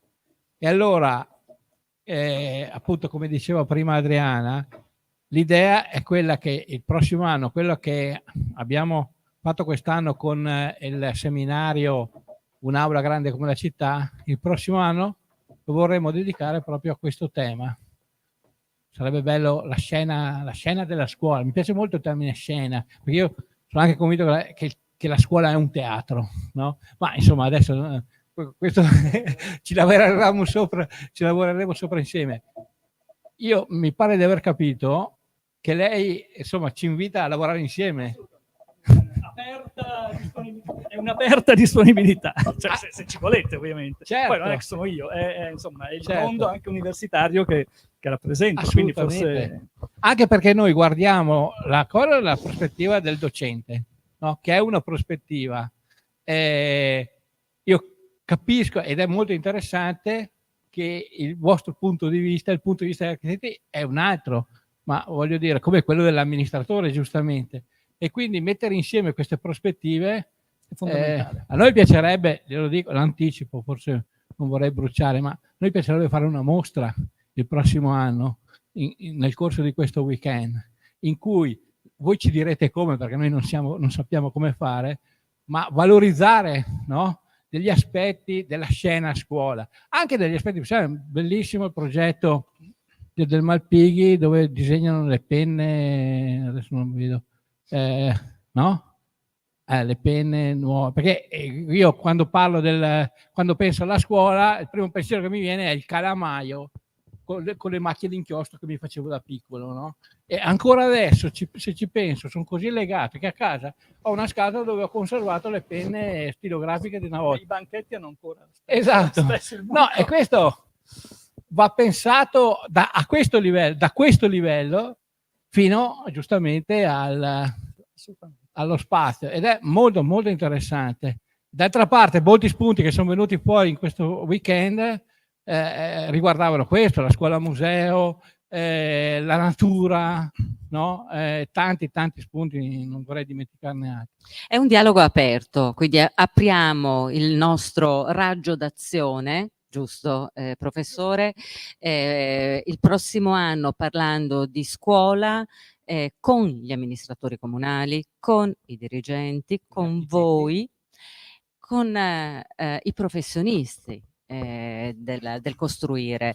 Se mi permettete, e poi chiudiamo veramente, vi lasciamo andare, questo festival di fatto non termina, perché il tema di venerdì era una scuola grande come il mondo, e il professore adesso ci ha veramente rilanciato il tema, che è poi il tema che riprenderemo, mi pare di capire, il venerdì del prossimo anno, quando sarete ovviamente tutti invitati. E ovviamente devo portare il saluto, ovviamente con grande felicità, dell'assessore regionale Donazzan, che doveva essere qui per i saluti finali. Fa sapere che proprio non ce la fa, ce l'ha messa tutta, ma si trova da un'altra parte e dovremmo trattenervi ancora per molto tempo, quindi vi lasciamo andare davvero, non prima di ringraziare i docenti del DF, tutti quanti, i ragazzi del DF che abbiamo precettato, e vorrei venissero tutti qui per prendersi l'applauso, anche quelli che sono di là. No, sono già andati, ok.